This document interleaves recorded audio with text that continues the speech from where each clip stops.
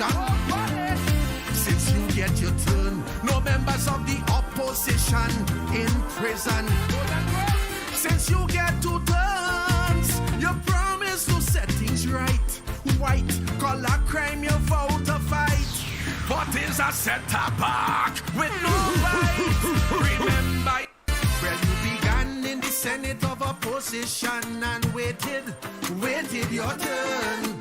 Then with Manning as your PM giving directions, you studied and learned. You paid attention to Robbie Pandey, Kamla, observed there all their mistakes. So there is not one excuse that you can make, none that we can take. Cause we give you a turn to ride in DPM1 motor car. You change the whole interior with propaganda, it's smelling drunk, sour. We give you 2 turns as PM of this nation. So now it's my Creole obligation to give you a turn before your resignation. Remember, it's we who call Eric Duffy. We call Chambers Duncy. It's your turn now. It's we who beat Robbie like a Bobali. It's your turn now. So if we say you are a bully, don't take it personally. Your turn now.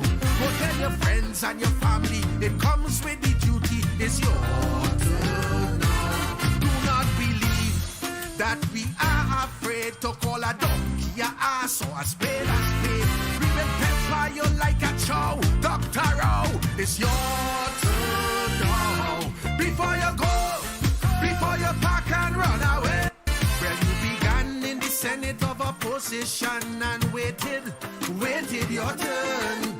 Then with Manning as your PM giving directions, you studied and learned. You paid attention to Robbie Pandey, Kamla, observed there all their mistakes. So there is not one excuse that you can make, none that we can take. Cause we give you a turn to ride in DPM1 motor car. You change the whole interior with propaganda, it's smelling drunk, sour. We give you 2 turns as PM of this nation. So now it's my Creole obligation to give you a turn before your resignation. Yes, indeed, of course, a pleasant good night to all and sundry, East, West, North, South, Central, or Friends in Tobago, and wherever you are streaming on the World Wide Web. Yes, it's your turn now. Your turn now. And we are going to take revenge. Revenge of an extraordinary nature. You see, the revenge must be concomitant with or commensurate with the level of evil, the level of deception, the level of wickedness, the level of mismanagement, the level of theft, and the level of high-handedness, the level of betrayal, the level of perfidiousness, the level of, and the extent to which the collective and individual hands were pushed into the cookie jar of the treasury of the country. Yes, indeed. And we continue to say the level of mismanagement, the level of corruption, the level of nepotism, the level of cronyism, the level of deception, and no doubt, we don't care whether you are now in a state of panic, a state of paranoia, a state and sense of inevitability that you will lose the PNA, will lose the elections, and I say by 39 seats in Trinidad to the UNC and whatever configuration. Clearly, Rowley and they are in a state of manic depressive psychosis. Let me repeat that. They are in a state of manic depressive psychosis, meaning that they have no sense of reality. I understand that the hospital they say they open is still a construction site in real. And what we saw was a camouflage for show, as we have seen members of this government and particularly the leadership are talking about Rowley, Imsbert, and of course this Chinese man, where they will tell us something in order to placate and appease. But underneath all of that is a cesspool of deceptiveness unprecedented. So yes, it's your turn now, Rowley. We give you 2 terms. Yes, indeed. At the highest of all times. Remember, it's we who call Manning Emperor. We call him a dictator. Your turn now. Retreat patos like a louse. Kick him out by Lise house. It's your turn now. So if we say you are a puppet, you're lying in inward pocket. Your turn now. And with your shining bald head, we find your tread at the natty tread. Your turn. Well, do not believe because you brought Manning down. You could do the same with the Calypso crown and then act holier than thou. Dr. Rowe, your turn now. Before you go, before you pack and run away. Israel Russian behavior, just as Patrick said. Before you go, before you think you'll get away. After 45 years of public service, you deserve arrest. So you anointed a steward that too young to try with the best. Now we hearing that your support base having real problems. Next election, they voting for a caring face to sit at the helm. Cause you fail in your turn to diversify the economy. Yes, you failed in your turn to create a real creative industry. You failed in your turn to be a superstar. Legalize marijuana and make Fitzgerald the line minister. Remember, it's we who call Kamala Trunka. She's smoking marijuana. Your turn now. Well, you say what's that? You talk about she cat. Meow. So if she talk about your father and the young thing that you slaughter. But wait, did I mention your $1 million pension? Well, do not believe you invincible or that youngster is really capable. Look, I hope that you don't get vexed, but young Stuart, it's your turn next. Before you go, before you pack and run away. Well, now you know I what the people have to say. Before you go, before you think you'll get away.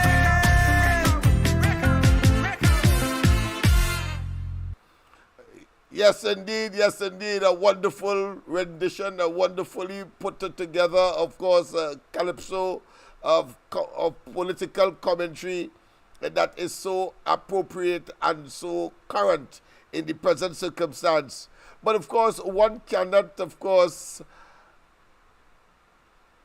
take away from their minds, because it is indelibly planted there, the fact of the recent, what I consider to be hullabaloo, the recent flurry of activities to cut ribbon, and whether it is, of course, the central block at the Port of Spain General Hospital, or that of the A&I Robinson Airport in Tobago, the measure at which, or the measure with which we can judge whether or not it was hastily put together, as indeed we saw, of course, with that special convention that was put together after the so-called unanimous vote for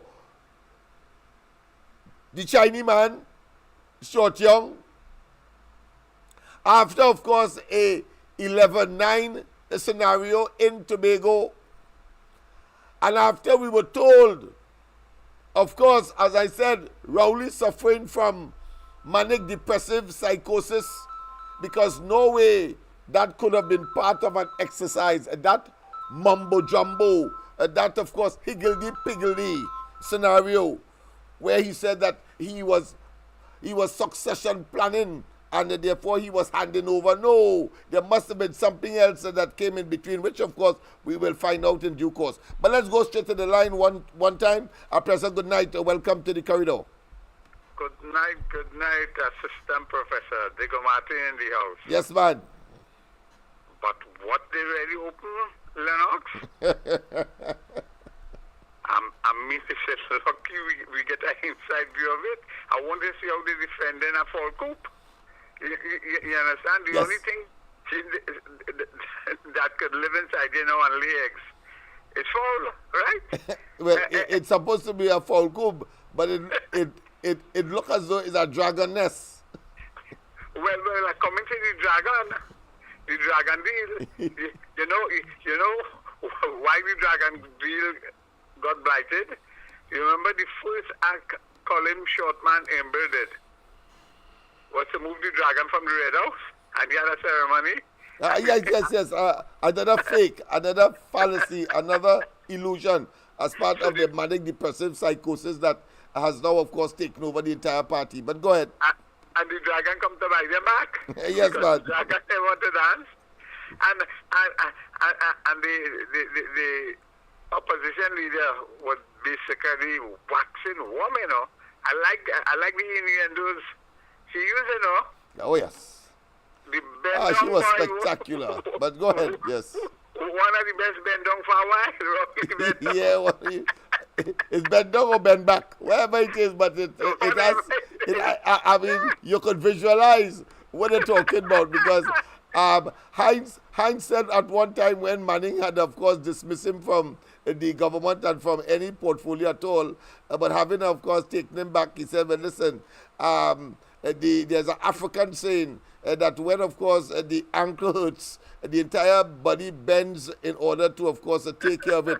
So my response was, well, you should say that in Barbados. Go ahead. When I block a blue soap. Yeah. You mug a bruise you will get. You will regret it that you bend down. But go ahead. Listen to this. I listened to one of these YouTube with Philip Alexander. And it was your colleague. It was enlightening. Them fellas look like them banking in Ghana, boy. He say he going for yam. But I wonder if anytime you go to Ghana, if he uses some large bags, them duffel bags. Yes. And he's saying that is diplomatic pouch. Yes. To move things. Because, if you're banking abroad, you don't want to do no wire transfer because you can trace it. That's right. But the next best way is to use the diplomatic pouch. Remember, during one of the PNM in office, a diplomatic pouch was used to move cocaine. Yes. But they never arrest nobody. But it looks like they're repeating the protocol, the O'Halloran protocol, banking outside, because somebody on another program said the only time people did migrate and want status in outside country, what do you call it? I lose that too. Asylum? Asylum. Yes. It's only when the PNM in office. Yes. But one of my partner, and what they do when the PNM is not in office, they self-impose. Like you will see, of course, a fella like the head of Udicott and that's it. Yeah, they run for yes. He will. All of them running there. Eric Williams is there right now. I think he's between Ghana and one of the East African countries. Yes. Go ahead. Yeah, they seek asylum. They run from corruption charges. Yes. Yeah, you understand? So you was right here. A lot of people just leave the seeking asylum because of persecution. Right. But the PNM operatives, they run from prosecution, not persecution, prosecution. Yes. Go have a nice night.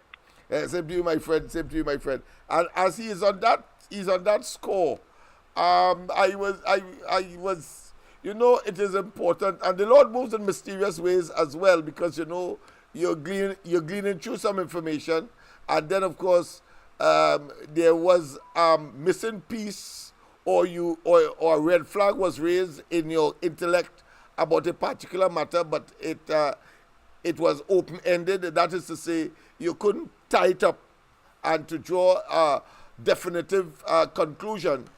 But the other day, I was looking at the whole question of Trafigura, and that shipment of oil that was gasoline that was sold by Paria to, they tried to tell us, of course, that it was Aruba they sold it to, but it ended up in Australia. But then, whilst I was doing my reading and research, I realized that there was an issue inside of that where the money was wired from the Deutsche Bank. Remember that name, the Deutsche Bank. Its headquarters, of course, in Europe. And then, of course, it clicked. Deutsche Bank, Trafigura. But, of course, the account of the Trinidad and Tobago embassy was closed in that particular bank. Rowley and them told us was because they were doing some internal, what I consider to be restructuring. But is it that because of their questionable activities, now that we know that Trafigura's check or transfer or however the Paria was paid for that shipment of gasoline, quite apart from the circumstance itself as to why you had available all of that, and just after Delcy Rodriguez paid what I consider to be an impromptu, according to them, but it was a planned visit, and the caller is correct. They don't want to have wire transfer of money, so they would come, of course, and have cash money, or some say it might be gold bars, whatever form it is. The fact of the matter is that in the midst of COVID, you take a journey on a sanctioned plane, you take that risk, landing in the airport in Trinidad, and what is most despicable, up to now, we have not gotten a rational and reasonable explanation. Because when I had, of course, through the Freedom of Information Act, and don't get me vexed before I pull it and read it now, you know. But of course, the permanent secretary in the office of the Prime Minister, the person who is head of by virtue of that office, ex officio, they said to me in no uncertain terms in a reply, they don't know who came, they don't know the number of the plane, they don't know how many people who speak in Spanish, who not speak in Spanish, and worse yet, who met the delegation at the airport, and worse yet, who met the delegation and invite them into, of course, the diplomatic center or the White Hall, whichever it was. They don't know. Yeah, a permanent secretary wrote that in the Freedom of Information Act in response to the question that I would have asked.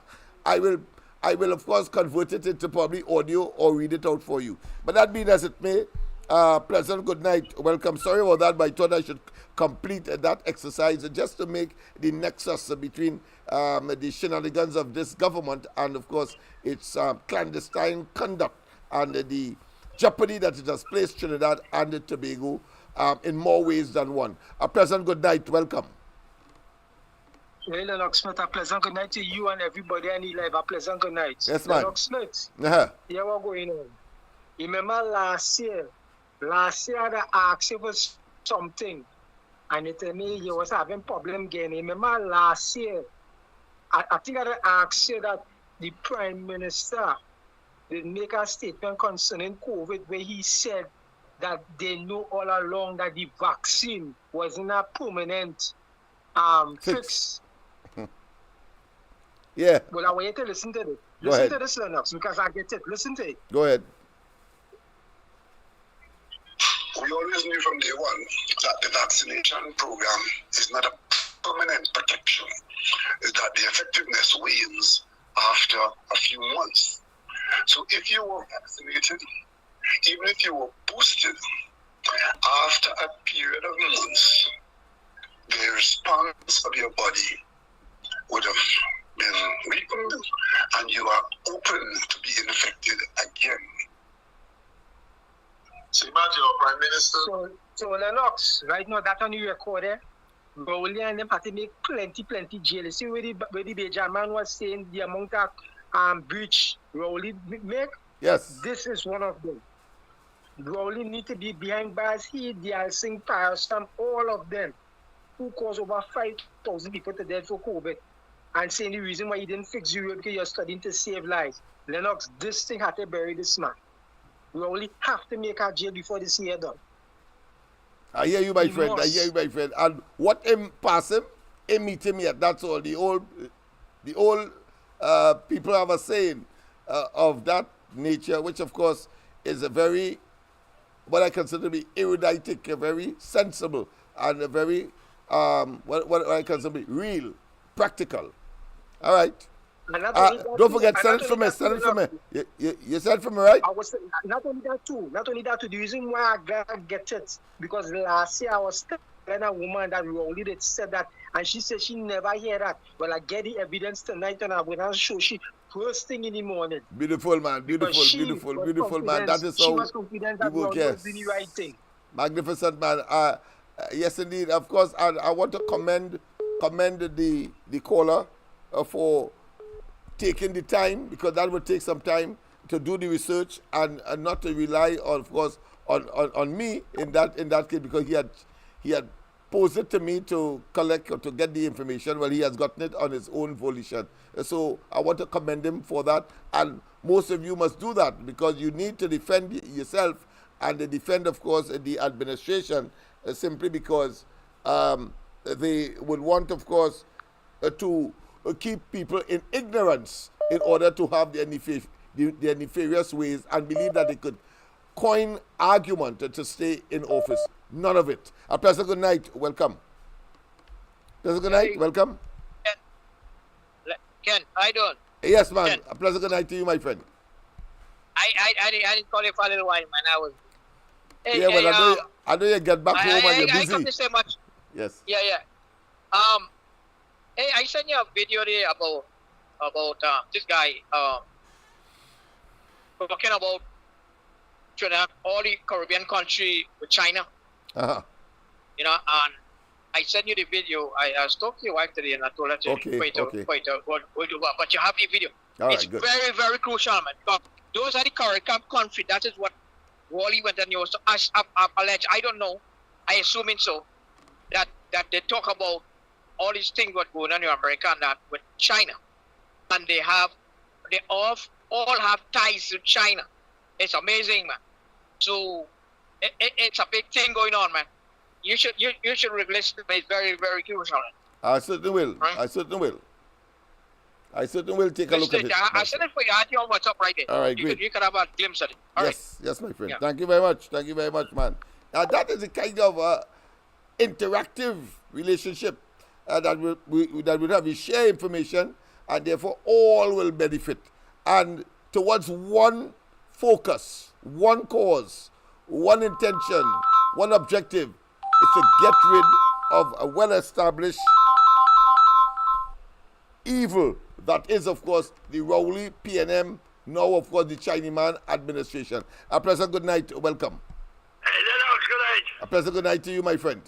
You hear me good? Oh, loud and clear. Right. talking about sea lots and all these places, right? Yes. Why about, I can't remember how long ago now, but about in the 1970s, I shut down right in sea lots here. And I sit down on the pavement with a fella called Mr. Engine. Right? Top class mechanic.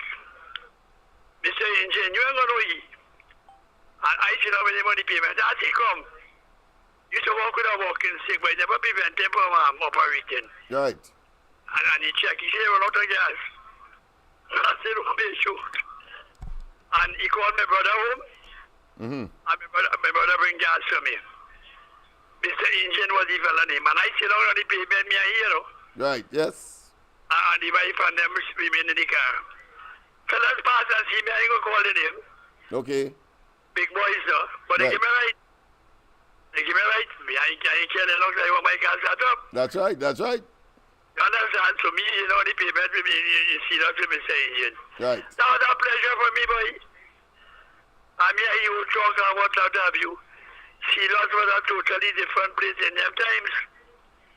Look how that place here now, Lennox. Yeah, well, some say it is tinkering on a civil war.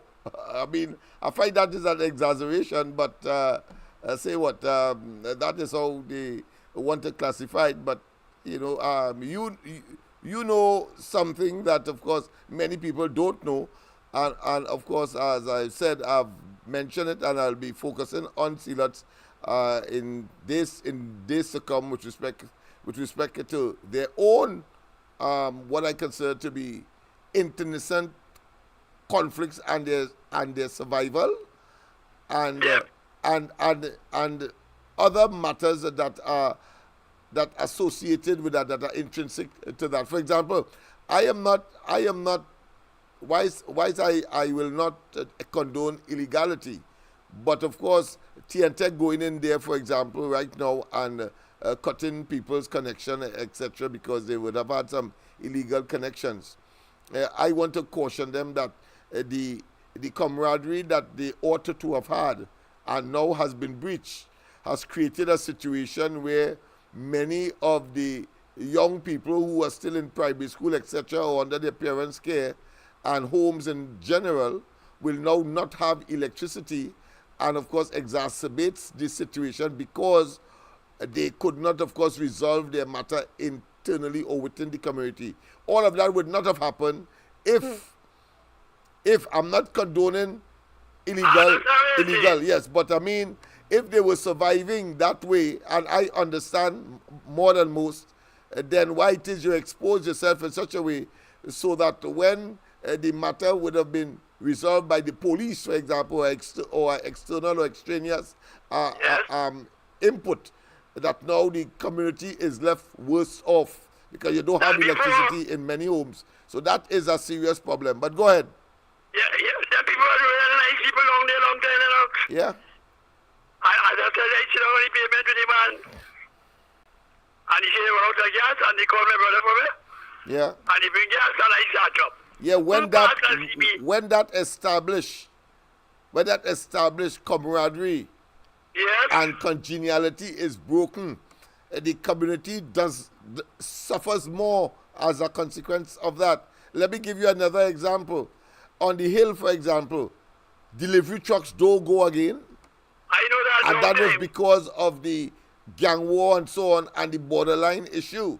But the community now, instead of having to buy a soft drink that you and I will pay the normal price because it comes from the delivery van, those persons who still have the temerity or the will to do business up on the hill, they now have to travel to Port of Spain, get to their goods, and so that has to be added to even a soft drink in terms of the price of a soft drink or a tin of corned beef as the case may be.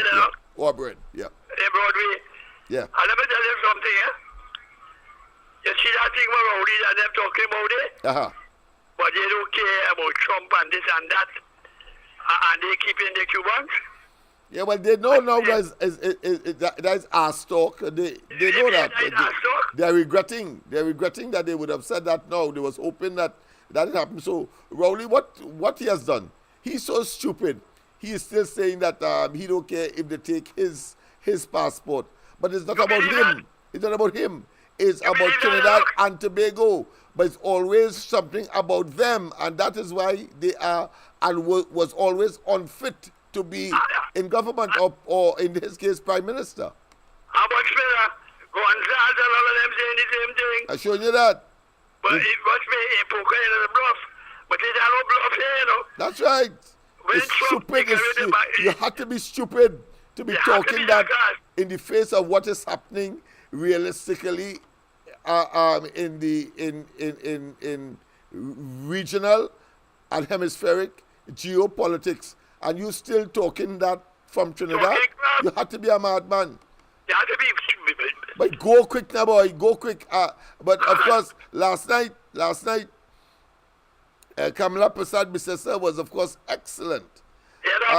Yeah, but she spoke of a number of things that he did not do, but must get out of office in respect, of course, of the whether or not they can institute his plan to have Stuart Young take over as Prime Minister, and she gave 3 areas where that is impossible.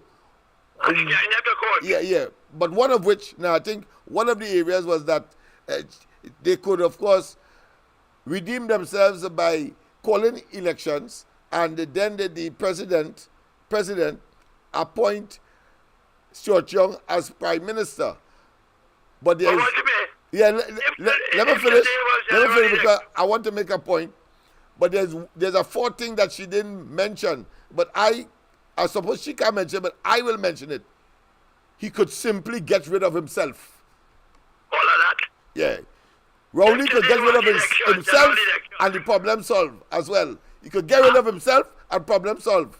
But you can't be live and healthy and nothing wrong with you and just give us resignation and believe you can hand it over. We feel this is a monarch or a monarchy where you could just hand over to, of course, the next in line. You have to be a backside. Well, I don't know what the lawyers taking we money for. I suppose, why not? A fool and his money will soon depart, they say. And of course, Rowley and the only problem is that it's our money. But go ahead, my friend. Yes. When Trump take away the visa, yeah, all that shit talk with the talking. Mm-hmm. All the reaching the money in America and embrace. They can't go for it. Good night. That's right. Hold on, caller. I have a person on the handline. Yes, go ahead. Certainly. I heard you talk about Don Quixote last night. Yes. You remember when we were small, you just said Don Quixote? Yeah, Don Quixote, yes. Don Quixote. Yeah. Don Quixote.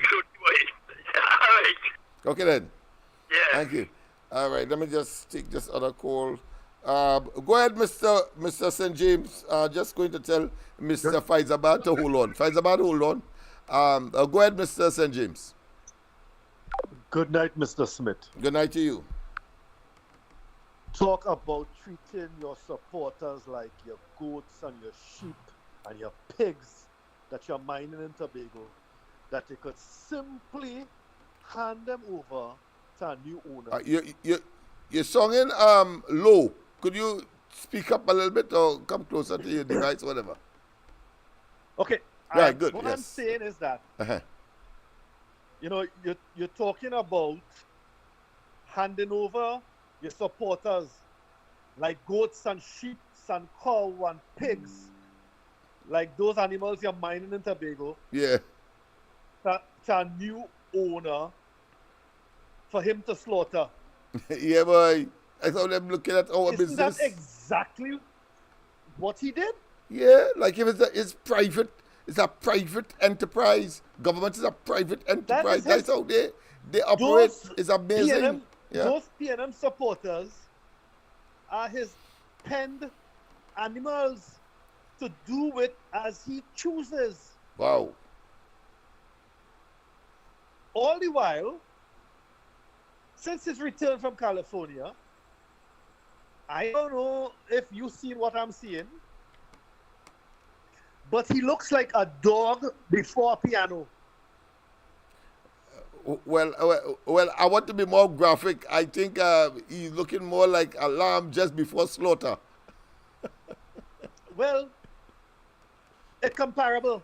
I hear you. Go ahead. Yes. Quite comparable. And all the while, his ass in the lion's skin, crowing all about the place, shouting at the newly acquired animals that he got, insisting they do as he bid. Now, the cameras down at Steelers was simply to warn them when the PNM was coming to bribe them for their votes, so they could be present to get the jersey and the $500 and then vote them to hell out. So I guess they will have to use lookout men to know when they come in, so they can call out the rest of their comrades to collect their jersey. Well, the jersey will come in useful for the bonfires, of course, because it's clear, quite clear, that the Sealots people has gone UNC. I kid you not. It's clear. They've gone. The rest of Port of Spain needs to follow them and get away from the Chinaman. So I guess there's nothing really more to say.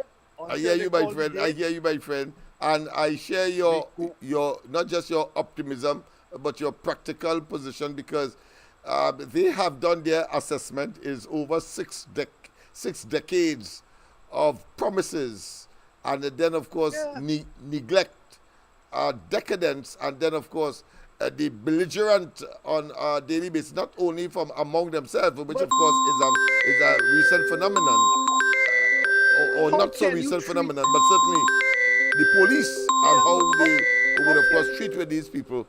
How can you simply because of who they are. Like mere farm animals. Yeah. Hold on, Mr. Faizabad. I finished with Mr. St. James as yet. Yeah. Mm-hmm. Yeah, you're treating your hardcore supporters, your loyal supporters. And that has been so for decades. Farm animals. Yeah. Mere farm animals. And you're bullying them, and you're shouting at them, and you insisted. And if they look around themselves and try to identify how they would have progressed and what they have to show for all this loyalty. Exactly. Only brutality they see in exchange for their loyalty. I don't think any human being could countenance that, far less animals. Indefinitely. It is called the Stockholm Syndrome. Yes, indeed. That where you abuser, where it's par for the course, your abuser is supposed to abuse you. Yes. Stockholm Syndrome, I agree with that. The abuser becomes your savior. Yeah. That's like battered women going to the police and making a claim. When the police come to arrest, leave my man alone. Leave my man alone. I love him. No. I love him. Leave him alone. Leave him alone. All right, my friend. The police go back in the station. More licks. Yeah, more licks again. Yes, man. Because if you encourage him, man. See her, she has fewer teeth in her mouth. Yeah, boy. And that is what they accepted. I suppose the Stoic lessons that we are now engaging at the end of the program, I'm sure that if they either play back or they wait until the end, they will get some pointers to get out. Let me once again thank you for the opportunity to speak on your program. Right. Good night, sir. Same to you, my friend. Same to you. It's always a pleasure to accommodate. Yes, Mr. Faizabad, go ahead. Mr. Faizabad, go ahead. Lennox. Yes, go ahead. Good evening, Uncle Lennox. Yes, good night and to you. all your listeners and contributors. Yes. And what the 40,000, I beg. Yes. Every time I omit, you never fail to, of course, remind me. And I think that is so what I consider to be dutiful of you. Yeah, so I like to beg. And just as I'm begging for 40,000, I would like to say a bedtime lullaby to put the PNM stooges to sleep. Our leader, they called Keith Christopher Rowley, only had 3 months to go for the general due date of Parliament. Because from now to August is how much more months, Uncle Lennox? Well, of course, we're in March now, so March, April, May, June, July, August, so 5 more months. Right, so that is 4 solid months, yes, right? Yes. For the original time to call the date on time. So Rowley really give it and going no way before time, right?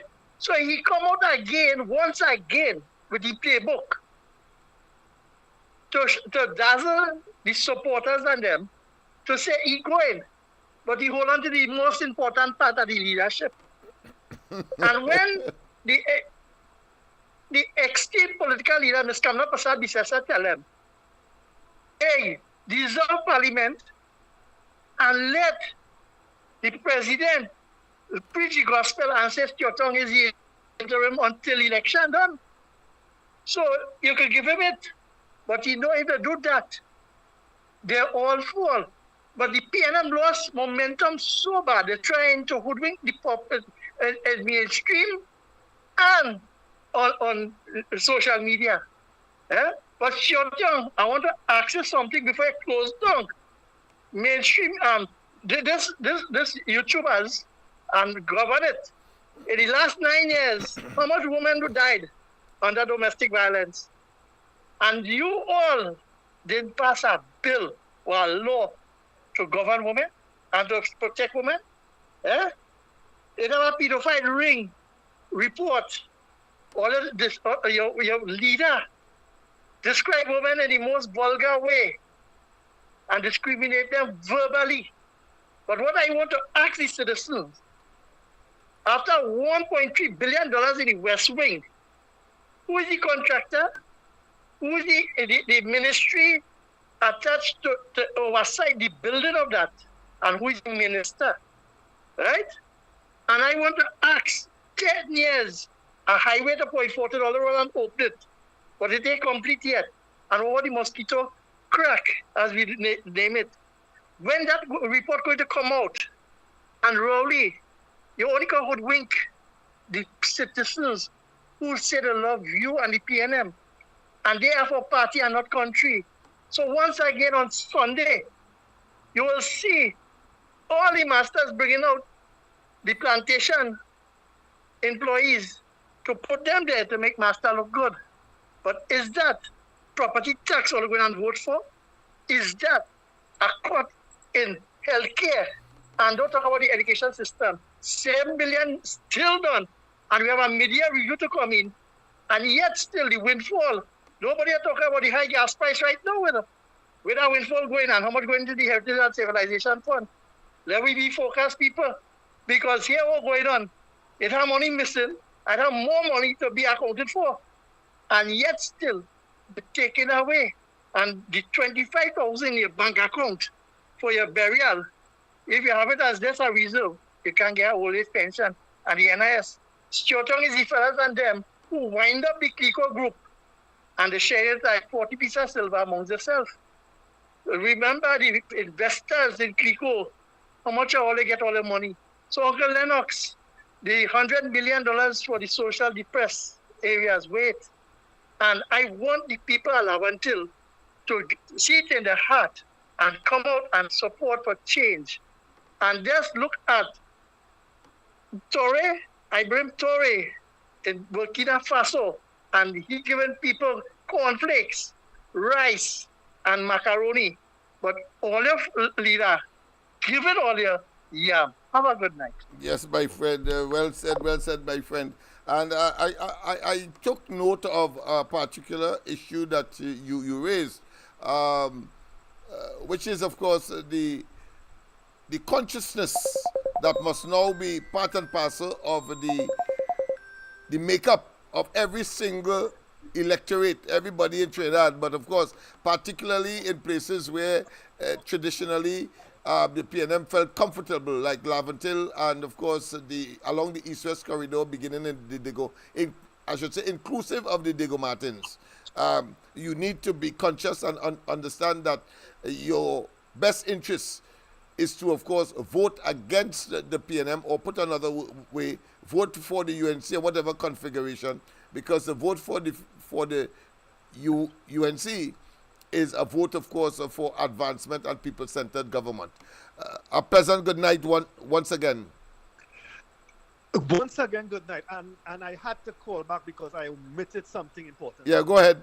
I want to publicly express congratulations to Ms. Felicia Thomas, the new elected PSA president. Yes. It is clear that her victory means, because it's a landslide victory, that the public servants support her position in supporting the United National Congress as the next government. Oh, I wasn't aware. Thank you very much for that, because I was wondering what would have been her position. All right, good. I'll take a note of that, and maybe I'll bring it to the fore tomorrow. Yes, share it with the public. She said that publicly. Okay, good. Because Leroy Batiste, the previous president, he was hedging. He was hedging. He was nonchalant and indiscreet. And she has succeeded him. Yes. Directly from his first vice president to now president. Yeah, she removed him from his perch. Also, I am going to tell you something now that may not surprise you. The PNM had 2 horses in that same race. Yeah, they normally would do. They normally have, yes, to manipulate and to control. They were well financed. Yeah. And they were well beaten. As well, just as in Tobago. And when they ask the former first female president of the PSA for her comments on the second female president's ascension, she had no comment to make. Yeah, it means therefore she was disappointed that it was not a PNM stooge per se. She chose she handpicked and chose those other horses. Yes, yeah. Those are her private stock. And they also ran. Great. But they didn't get to the finish line. I'm certainly going to make some comment on that tomorrow on the Grow Report. Incidentally, of course, go ahead. So please contact Miss Felicia Thomas at the earliest opportune time. Yes. And have her on the program. Certainly will. She is a wonderful individual. She is on the side of the working people, because the others were prepared to sign the 4%. Immediately, if they had won the election, they would have already signed it. And on top of that, one of the horses was saying that the retirees from 2013 forward would each be given $2,000 or $3,000 in lieu of their money, because them gone home. You see how wicked that is? Yep. So, I once again congratulate Ms. Felicia Thomas. I think that she will make a wonderful president. And at her age and with her thinking, she will continue for a long time. Because if you have an employer who is as disrespectful as this one, the only opportunity to change the employer, you must embrace. Of course. And she is on the right track. Yeah, well you have to congratulate, of course, the membership as well for choosing wisely. As we expect the electorate in Trinidad and Tobago to choose wisely as well when the time comes, of course, to get rid of these vipers called the PNM and its criminal enterprise.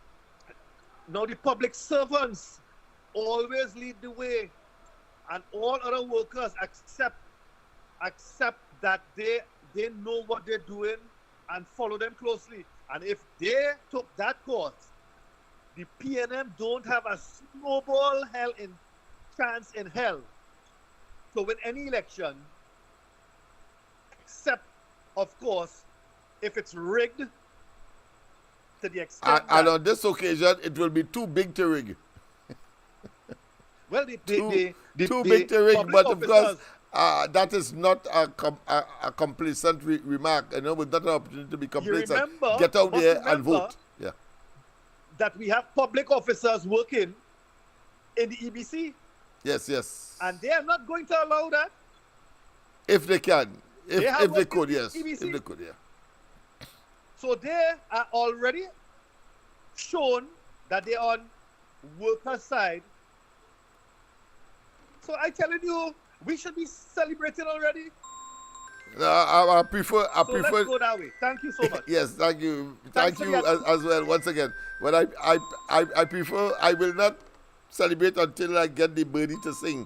Meaning that when the final count is made and all the seats, all 39 is in favor of the UNC at the end of the day. Whatever date it is, but it is coming where the choice and the elasticity that they would like to, of course, postpone or delay will come inevitably to an end. It's just like Carnival. Those people who like Carnival, they doesn't want it to end, but it must end midnight at least on Tuesday night of Carnival. A pleasant good night. Welcome to the corridor. A pleasant good night, Lennox. Pleasant good night. Well, ever and ever, you're looking sharp. You have your head on. You know what it is you're about. And we, as you say, you go in, we need it. You understand? Yes. If you see a good leader, you can't say you're seeing a bad leader. So you have to follow. Thank you. But hear what? There's one thing that in the conversation you just had there that kind of put me in a trance, is actually the saying of the PNM has no option of actually, I should say, I'm trying to put it in a good context here, where undone for this election. They are coming with different ways and attitudes and different little nicks and crannies to steal the general election. Yeah. Clearly, Sunday, you will see, of course, a display, and I'm anticipating one time, of obscene opulence. They are going to pull out all the stops because they have stolen our money, and they will utilize the money in order, of course, to get back there because they want to finish Balizé House, etc. That and a pink donkey they will not see. So we know that, and we are waiting. That's why I love the strategy of the UNC. They will wait until they expend themselves, and then, of course, you come out with yours. But go ahead. Well, this is what it is. I am using the word strongly, allege. Yes. That's why I was not on in the earlies. I was getting some technical facts, but I don't know. I don't have proof, so I'm using the word allege strongly here. That remember those Venezuelans who got their IDs and stuff and things, yes, to allow them to work and stuff and things. Well, I hear that some of them are actually starting to get their documentation of citizenship or work permits and whatever it is. So I think that what they're saying is that they have to commit if they, and most of them saying yes. Well, we don't know at the end of the day if they're going to be committing, because when you go in the square, you go in that little box, it's you and God alone knows what it is you're doing. So, but what I'm saying is that allege again is that they are looking to take some of those in the system. So I guess we have to pay attention to that and maybe get into the what you call this Information Act or whatever it is concerning maybe immigration and stuff or whatever, who these people are and what percentage of them are actually becoming citizens in order to apply for the ID cards and all this stuff. So I'm just giving you a heads up what information I got. So I'm just laying it up as alleged. Good. So I have no proof, and I guess the person doesn't want to give proof to. So I just go, that's what they say. That's on the ground. But other than that, the Lennox, the people of Canada, the people of John, the people of Besson Street area, the people of St. Paul Street. Now, I call in these names because I have been in between there growing up as a kid. I went to Bethlehem School, which is now non-existent anymore. And what happened, I used to be going through the quarry to go home in Prisgalan. Bethlehem is still there. Right. So what I'm trying to say is that we, the people, at one point in time, I remember carrying water from the bottom on the main road there to walk up Picton and all kind of thing, go through the back and just to go up. And we didn't have water at the time. You understand? And what I'm kind of saying is that the people in them of Laventille area and environs, and Kelly and all of them, everybody around there, they have to figure out what they want in life. If they want to remain in that situation or they want to better themselves. If they want to, instead of living in a cardboard box house, or they want now to have concrete house, it's up to them. And in order to do that, you have to make a choice. And the choice is you being there, the love organization for love, for Laventille, and vote, go do something. It's your future. Don't study, they did that part in the past 100 years, you know, we voted for Dr. Eric Williams and we go stay there. We go, you guys, you haven't, those people, some of them haven't seen what outside looks like, what the outside world looks like, to see how beautiful it is and how beautiful where they are. You understand? And my thing is, before my eyes close in years to come, is make that those water tanks is. I want to see the word Laventille there with a love heart, as big as the Hollywood sign. I hear you, my friend. I hear you. So when people driving by in and out of the Port of Spain area and they look up, they're seeing that. They seen two blue water tanks up there, Wassa water tank. It's blocking it. The tanks and them will be behind it. But what I'm saying, that's what I would like to see. As beautifying the word Laventille and beautifying the area. All right, Lennox. So thank everybody, you very much. Thank you very much. Pleasant good night, Miss Santa Cruz, if you listen. Of course, all add right, your suggestion. Well noted. I think that's a wonderful idea. If the authorities would permit, of course, because, you know, politics is a sensitive thing, but certainly it appears to be, of course, a very good idea once, of course, the people do what they have to do. But coming out of the discussion so far, I think two things have, of course, come to the fore. The first is, of course, the claim, hypocritically, of course, by the Chinese man, Young. It appears that he was not, or like Rip Van Winkle, he was sleeping through the last 10 years, because he talks about, of course, the PNM is most poised to assist women. Just imagine that, and that nobody else has, of course, been so disrespectful to women. Nobody else has been on a daily basis have been, of course, exhibiting what I consider to be misogynic statements, like the very fella that he is supposed to take over from, if that happened at all, based on what Kamla Prasad Bisesa said last night. But of course, we will play some of what Rauli would have said after this call. Pleasant good night, welcome. Good night, Lennox. Report. Yes, good night, my friend. I'll send you a video of Cuba. It's Cuba? All right, okay. I don't need to look at it. That's a recent one, or the one before? Because the one before was about doubles. No, I'm talking about today. I'll send you one. The one, okay, right, good, okay. Right? I'll look at it. And you will see the condition of the houses and them. That is how that central block looking. You tell me, you spend so much money. $1 billion to and say, you can't complete, and you can't complete the hospital. And you open it.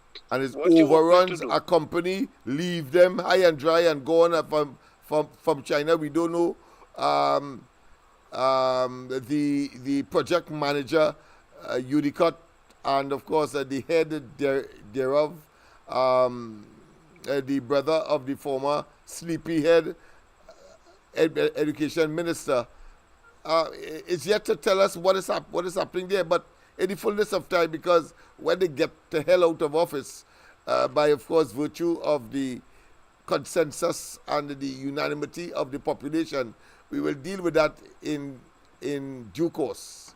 But go ahead. Yeah, them are not about nothing good. They get a new spanking hospital in Cuba.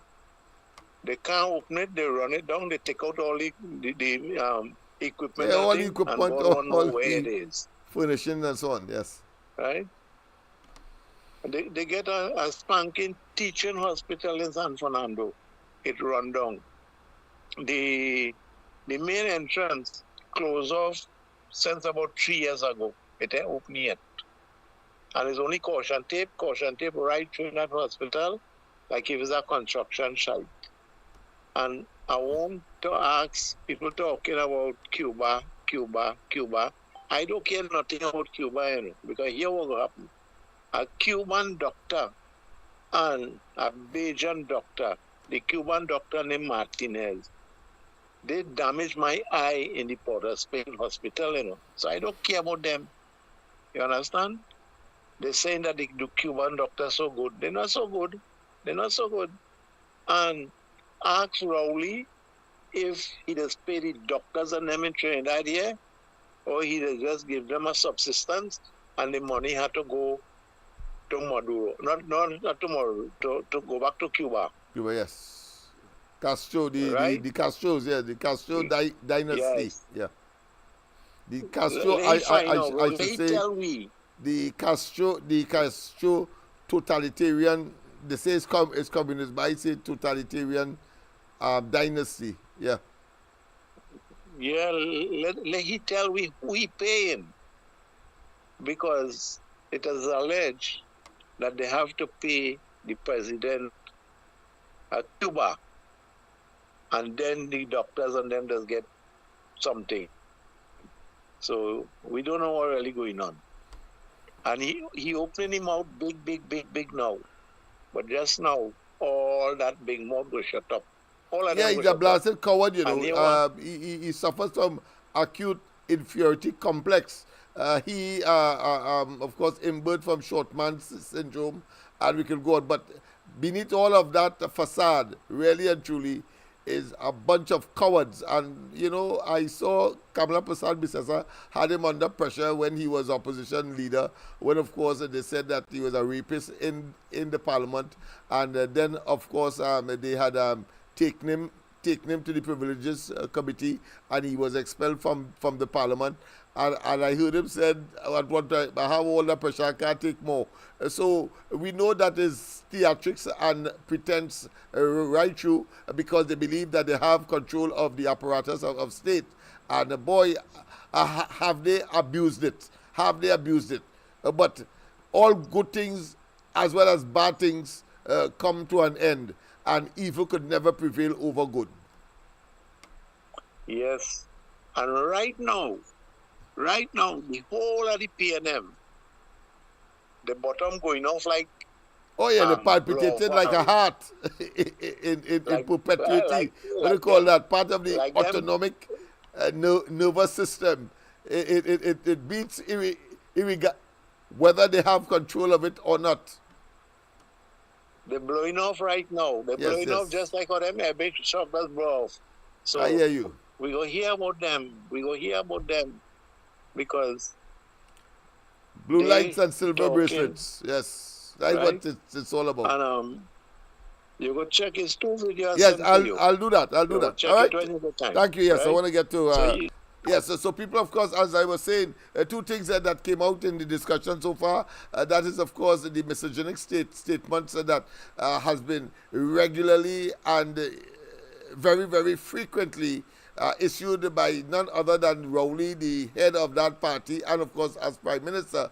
But of course the expectant head of the not of the party, but of the lower house. I'm talking about Cho Chong as Prime Minister. So he expects tells us that his part, in other words, his party, because he says so, is not engaged, of course, in the disrespecting of women. That asinine specimen. I tell you, the man didn't learn anything. He's a total clown. And of course, a neophyte in perpetuity. The man is a moron. A pleasant good night. Welcome. Good night. Lennox. Yes. And good night to everybody who's on the live. Yes, good night to you. Before I start to say what I really want to say. You're breaking up. No ground report. People went on. Hello? Yeah, go ahead. You're breaking up a little bit earlier. Go ahead. Yeah. Well, we were looking for the ground report and so forth. I was about to make my apology for that. Andy had experienced some technical difficulty at master control. You know, the ground report comes out from that, and without that, I could do it on my own, on my system, but of course, we normally will do it via Real Media TT. And Andy is in charge of that, and he called early this morning and said that it suddenly went blank, and I have not communicated with him, but since he has not communicated with me, I assume that he has gotten it fixed and, of course, repaired, in other words, and be prepared, of course, for early morning tomorrow from 6 o'clock of the ground report. Okay, next thing, moving on. Next thing.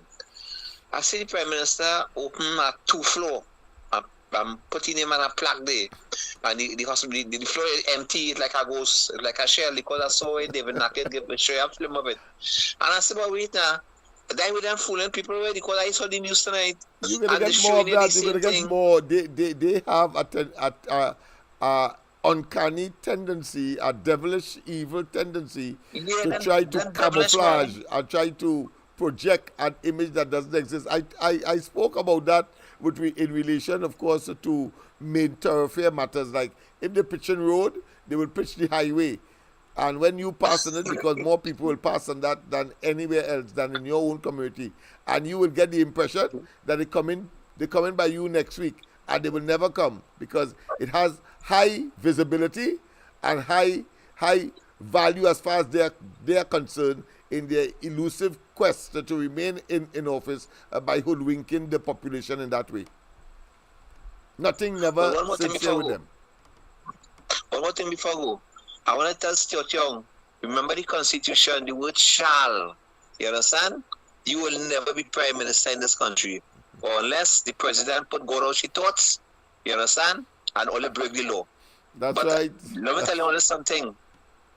All it is more than numbered. Is a whitewash, blackwash, a total wash. So all you can bring all CPEP workers and thing, and UAP workers, bring them in the Savannah Sunday. You understand? You call all fooling nobody in this country, right? Because it is about generating that illusion.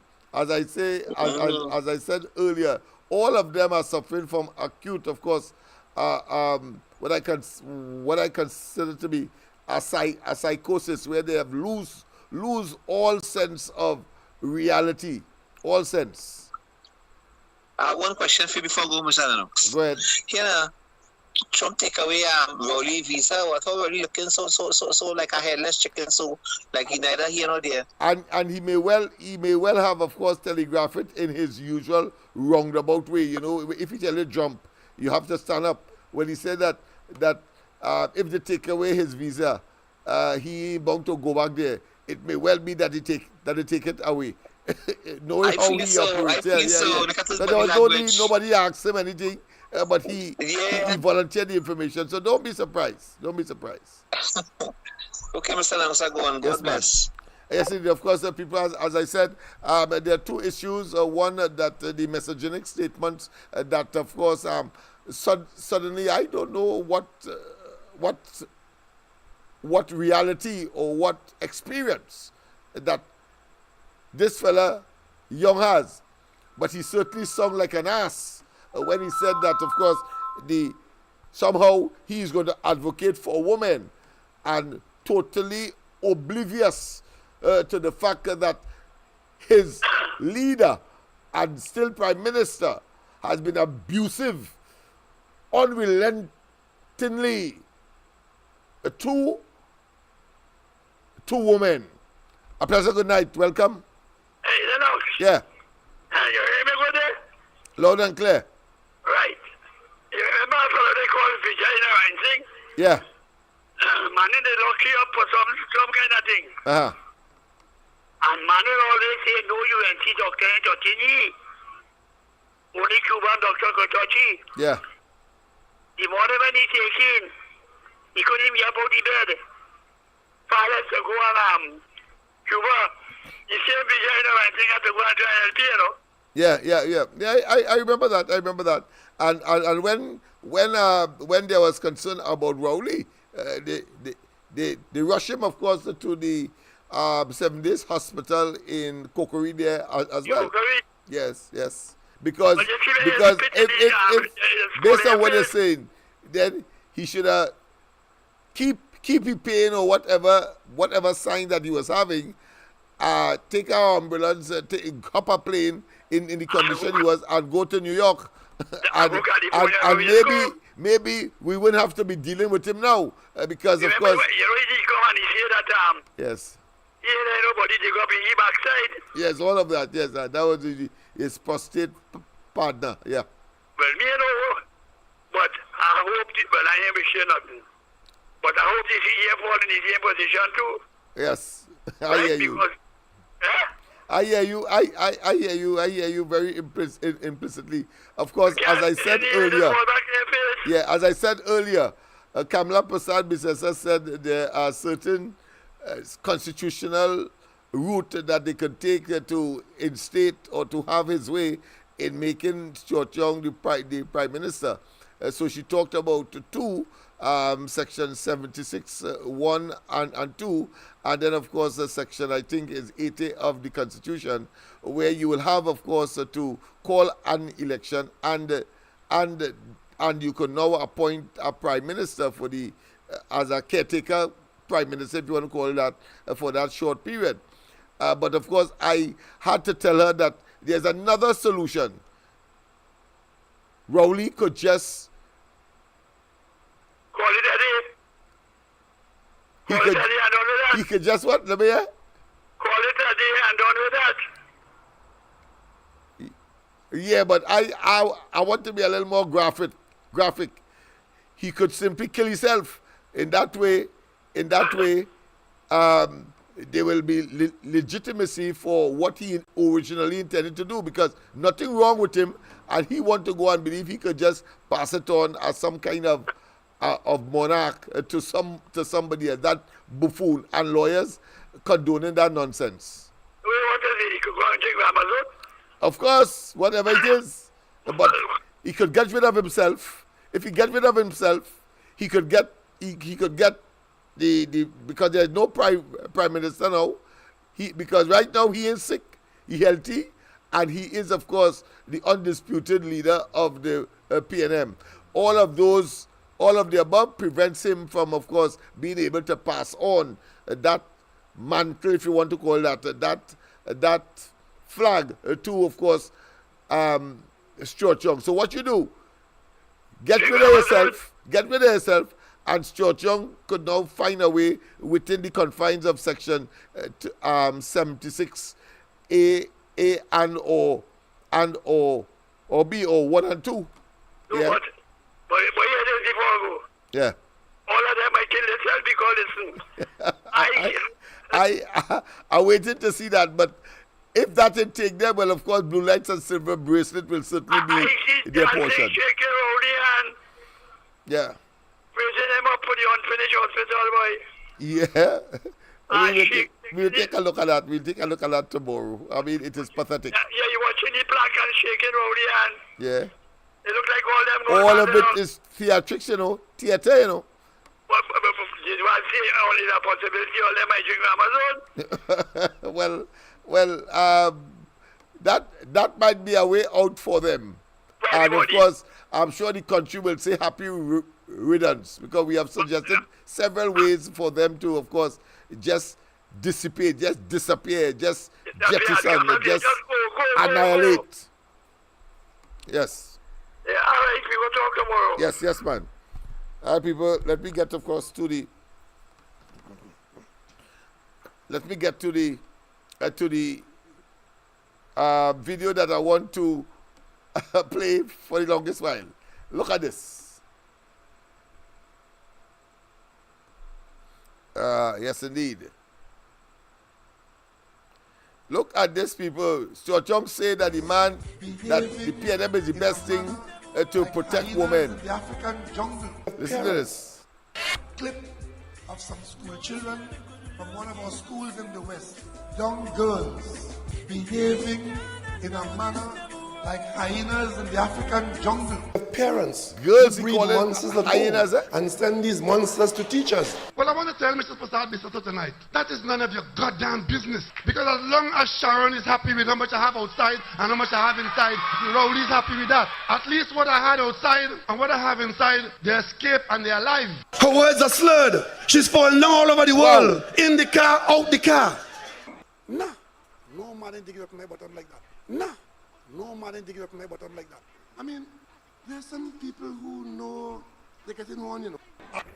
Kamla Prasad Bisasa and the UNC go and put that bill where the monkey put the nuts. Yes. A most vulgar and outrageous radio program was on the airwaves called the Ground Report. You all remember that? In that report, it was the nastiest, dirty. As a matter of fact, what caught my attention was how filthy the program was on our airwaves. And I was asking myself, how could this be permitted on the airwaves of Trinidad and Tobago? Election or no election. And it was all about me and my father and my mother and this, and I had raped this, and I had done that, and the Ground Report. And what you...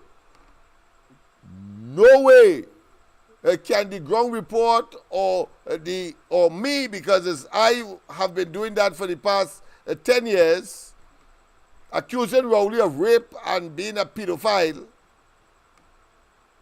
You have never heard me say anything about his mother. So that is how disrespectful he is to even his mother, in attempting, of course, to look for sympathy. In other words, if the people were not satisfied that I could not have been as brave as I have been to speak that talk, and therefore is the truth, the veracity of which can be proven. If and when he speaks like that about the mother, you could well imagine that, of course, that is to incite members of the party, sycophants and those apologists to come at me. But they believe him. Nobody ever made any overture to suggest that Lennox Smith is wrong and he's insulting their prime minister or their leader. Notice that. But he brings it up there, looking for sympathy. Just as so as one time he said, when, of course, Kamla Prasad Bisasa and the UNC was in charge between 2010 and 2015, he made the assertion that if you had to bring down the Laventille Hill, go and try it now. Go and try it now, you miscreant and bald-headed, evil son of a gun. And it was being conducted. Is not closing down Petrotrin. I will tell you, like she loved you, like she loved no other man. Listen in. And because she knows that I love women, she thinks I love any woman. I have taste. A lawyer who was on the verge of being your attorney general, sucking from the nipple of the panties, with licks in your waist, licks in your face, and licks all over your paper place. And she could jump high, she could jump low. She could drink this, she could drink that. She could back me down because they know she can. Coming with a coattail telling you, vote for Kamla. That is tantamount to hugging up a porcupine to go to bed. Minister, I'd like to take the conversation to a more social realm, the social climate. You look on social media. It's Christmas time, we should have some drinks then. Well, perhaps of the non-alcoholic flavor. Well, that is not a drink. You gotta post like a woman. You gotta groom her every day. Otherwise it turns into a pasture. I choose my words very carefully. I choose my word very carefully. You could behave as an effective opposition leader. I think the country is better for that. But geometry is not really the way to deal with these things. 1/3 of the murders in recent times are domestic violence or domestic issues. And then that, you call on the Prime Minister to do something about crime. I'm not in your bedroom, I'm not in your choice of men. Wow. Call on the Prime Minister to do something about crime. I'm not in your bedroom, I'm not in your choice of men. Clip of some school children from one of our schools in the West. Young girls behaving in a manner like hyenas in the African jungle. Parents who breed monsters at home and send these monsters to teachers. Well, I want to tell Mr. Prasad Bisoto tonight, that is none of your goddamn business. Because as long as Sharon is happy with how much I have outside and how much I have inside, Rowley's happy with that. At least what I had outside and what I have inside, they escape and they're alive. Daddy, could you tell me what's the qualification that I must have to be a politician? When I grow up, you must swear on Bible and take false oath. You must use big words to get votes. You must lie and watch me straight in the eye. Oh, son, that's the qualification of a politician. You must shun people when election done. Well, son, that's the qualification of a politician. In Watson Duke's case, evidence has been advanced and he has been charged. And that alone disqualifies him from getting a vote in Tobago as a person who wants to represent you. Our opponent wants to run for a seat under a police charge for rape. For rape. Just imagine that. The audacity of this rapist to be, of course, accusing others only because he wants to get back in office to do us harm. That is not just Machiavellian, you know. That is not evil, you know. That is, of course, a fella like, as far as I am concerned, Hitler, Mussolini, and some of the despots coming out of the Russian history of leaders, Stalin, etc. Rowley is the embodiment of all of that. Imagine he has the audacity to say that Watson Duke on a rape charge, and so he's unqualified, of course, to cut his tail in Tobago, which of course occurred. But more so, Watson Duke is charged for rape, yes. But with rape, allegedly with a consulting adult or consenting adult. He raped a minor, someone below the age of 18 years, and make a child with them too. But he has the audacity. That is why in that election, after he said that they run him from Tobago, the campaign, the Tobago PNM campaign run him. He couldn't go and talk nothing again on any platform because they realized that the cuckoo was cooked. Dr. Rowley said come Thursday he will be speaking in Mason Hall and releasing a tape in which the opposition UNC conspired against him in 2015. Let's imagine that.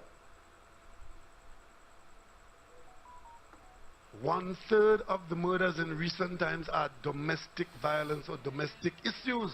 And then that, you call on the Prime Minister to do something about crime. I'm not in your bedroom, I'm not in your choice of men. A clip of some... And I want to tell you that recently, this buffoon called Stuart Young, unfit to be Prime Minister, just as Rowley, out of his depth, a total incompetent nincompoop, and telling us because he had to say something on International Women's Day that the PNM is sympathetic to women. I'm not going to go into any other what I consider to be rational measurement that he would have used, because what Rowley had to say about women during the last 10 years is sufficient to understand that what he's talking is boomerang talk. He's seeing others that which is in him and his party. And it's the PNM, of course, that has been, of course, known to be engulfed in a pedophile ring. So not only women they abuse children as well.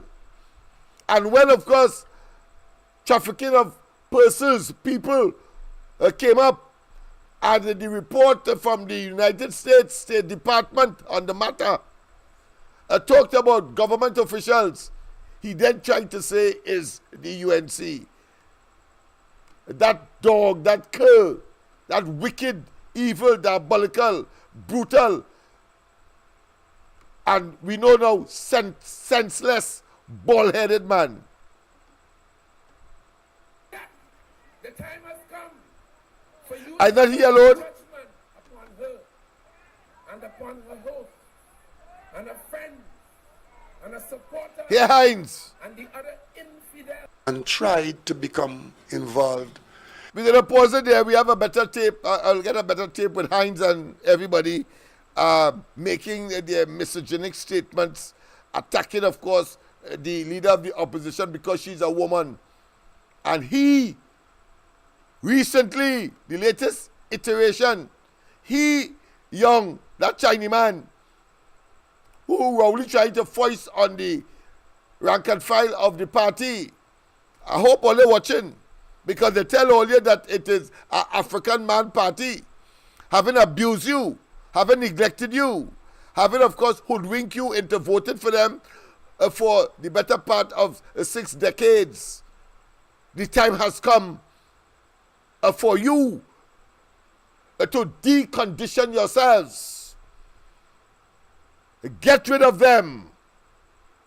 And let us, of course, generate a new lease on life with Kamala Persad-Bissessar, and if yours truly will be part and parcel of it, and you will see the justification for Lennox Smith and, of course, Love being part and parcel of this new dispensation, this new beautiful future that Kamala Persad-Bissessar, in her wisdom, has pulled together as a coalition of interests. You wouldn't want to miss this, Laventille. You would want it to be squarely in the column of history creation, and then position yourselves to be part and parcel of the nectar that will come from the solid fruits. The fruits of you making a decision to get rid of the PNM, as Tobago did. As Tobago did. As Tobago did. The other issue that I would want, of course, to look at, but before that, of course, I think I better talk to, I better, of course, put it in music, because, you know, I must put in a piece for Laventille. So here we go.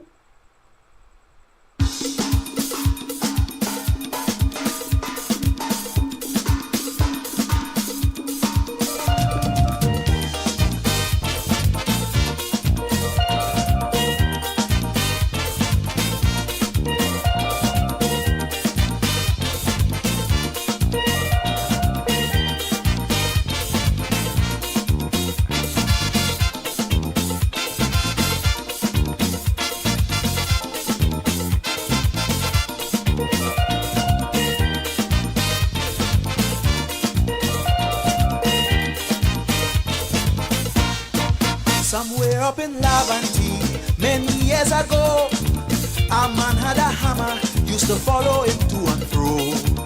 used to use it to pong a pan, or sometimes a stupid man, all in the savannah. If you still undecided, that come like if you're in a ring with gloves and a big strong heavyweight coming at you, and you making up your mind whether to put up a guard. Something is happening. We have seen the government, but I was under no illusion. I watching them since 1995. And in May 2010, when I saw Kamla Prasad Bisesa as Prime Minister, when I saw she chose Anand Ramlogat as Attorney General, when I saw Suraj Rambachan, when I saw Devant Maran, and when I saw Anil Roberts, I knew trouble was on the horizon. I wasn't expecting nothing else. That is a recipe for mayhem and confusion and trouble for Trinidad and Tobago. I knew it was impending disaster. That is the leadership she provides. That is why she can't tell none of them nothing. And all of them is alligator from the same murky lagoon. Come out as former PNM Senator Fitzgerald Hines is calling on people to come out and make a serious stand. I give them my full support. My only trouble is I feel it should really be numbering about 250,000. They should block the entire passageway. When I say so, they should lock down the whole of Rice Road and the whole country.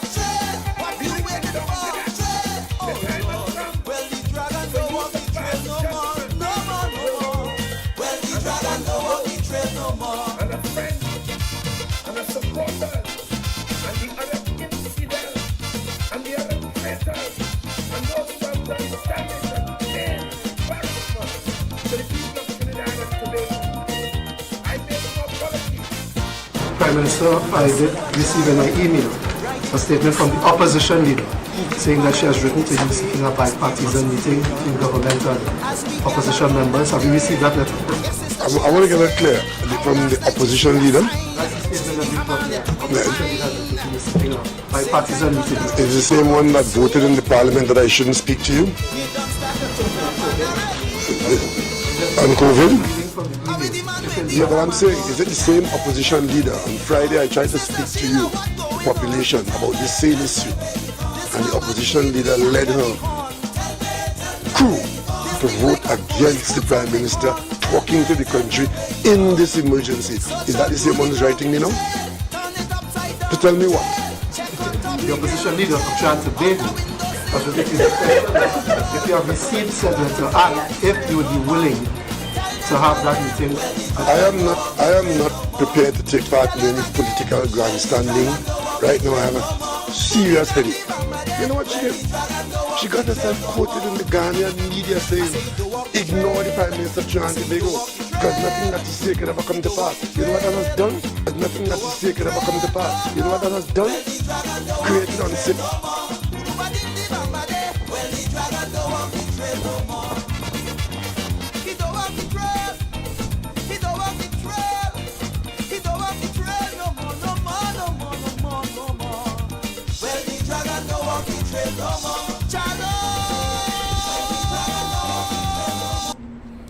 Yes, people, of course, the other issue that I want to raise with you is, of course... What this means is that Ghana is going to submit... I understand there is a Ghanaian delegation in Trinidad.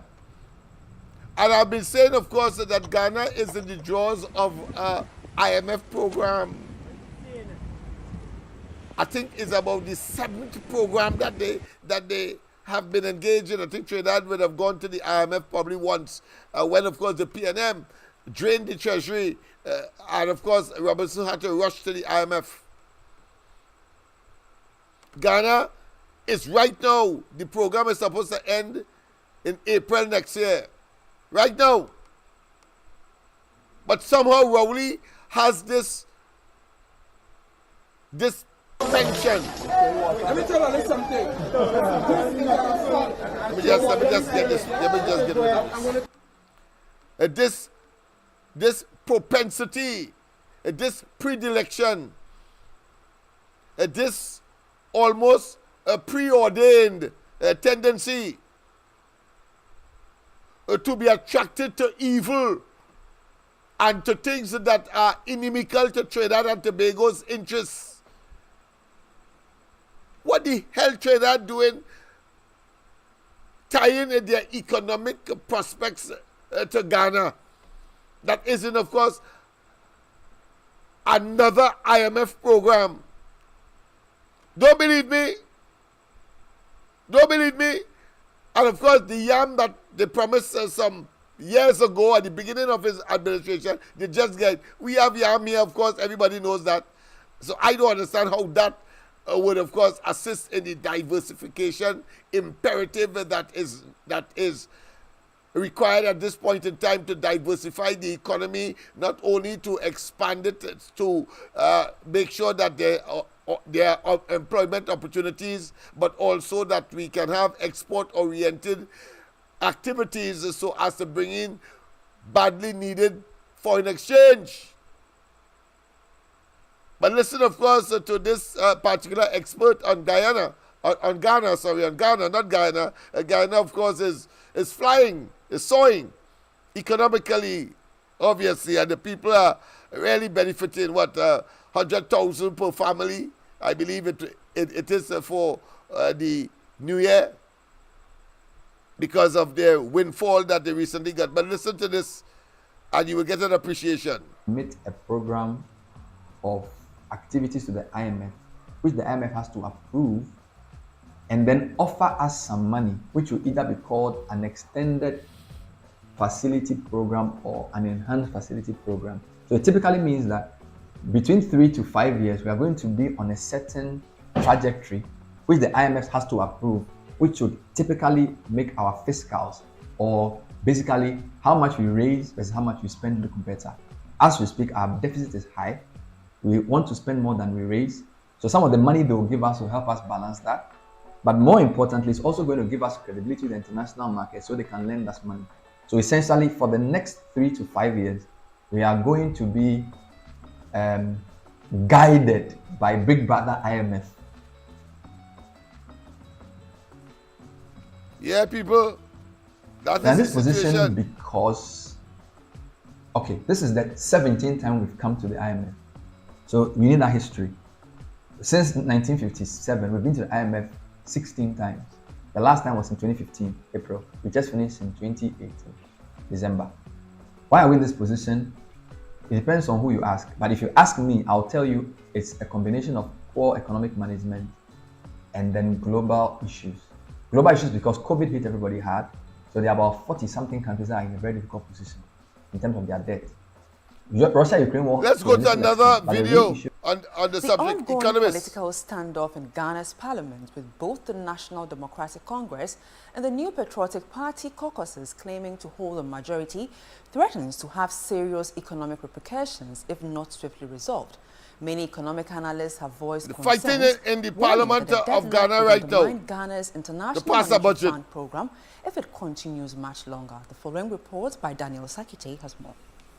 At the center of the parliamentary impasse are several pending loan agreements and tax waivers awaiting approval. These loans are critical for the funding of essential projects such as roads, healthcare facilities, and educational institutions. The deadlock has caused delays in these approvals, which could disrupt both current and future development efforts.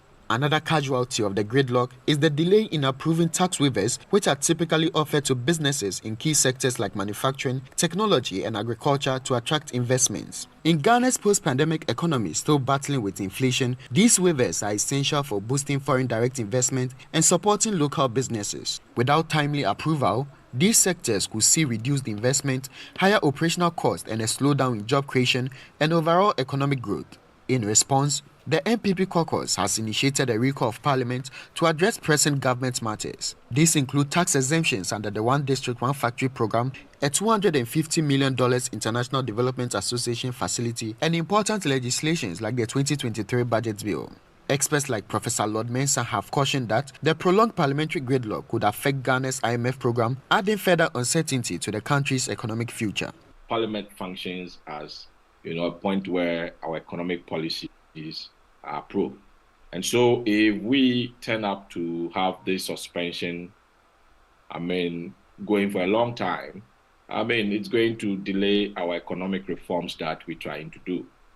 And at the same time, there's a likelihood that it can reduce investor confidence. If you have a tax bill that is sitting in Parliament, the tax bill is to enhance revenue. And so Ghana is in an economic mess. What Rowley hitching our wagon suspension and economic future to that and for. We've already promised IMF that we're going to increase our revenue from, tax to GDP from 14% to 18% by the end of the program, which the program is ending somewhere, next year. And so from where I sit, if it continues, that way, it will definitely affect, our, revenue generation.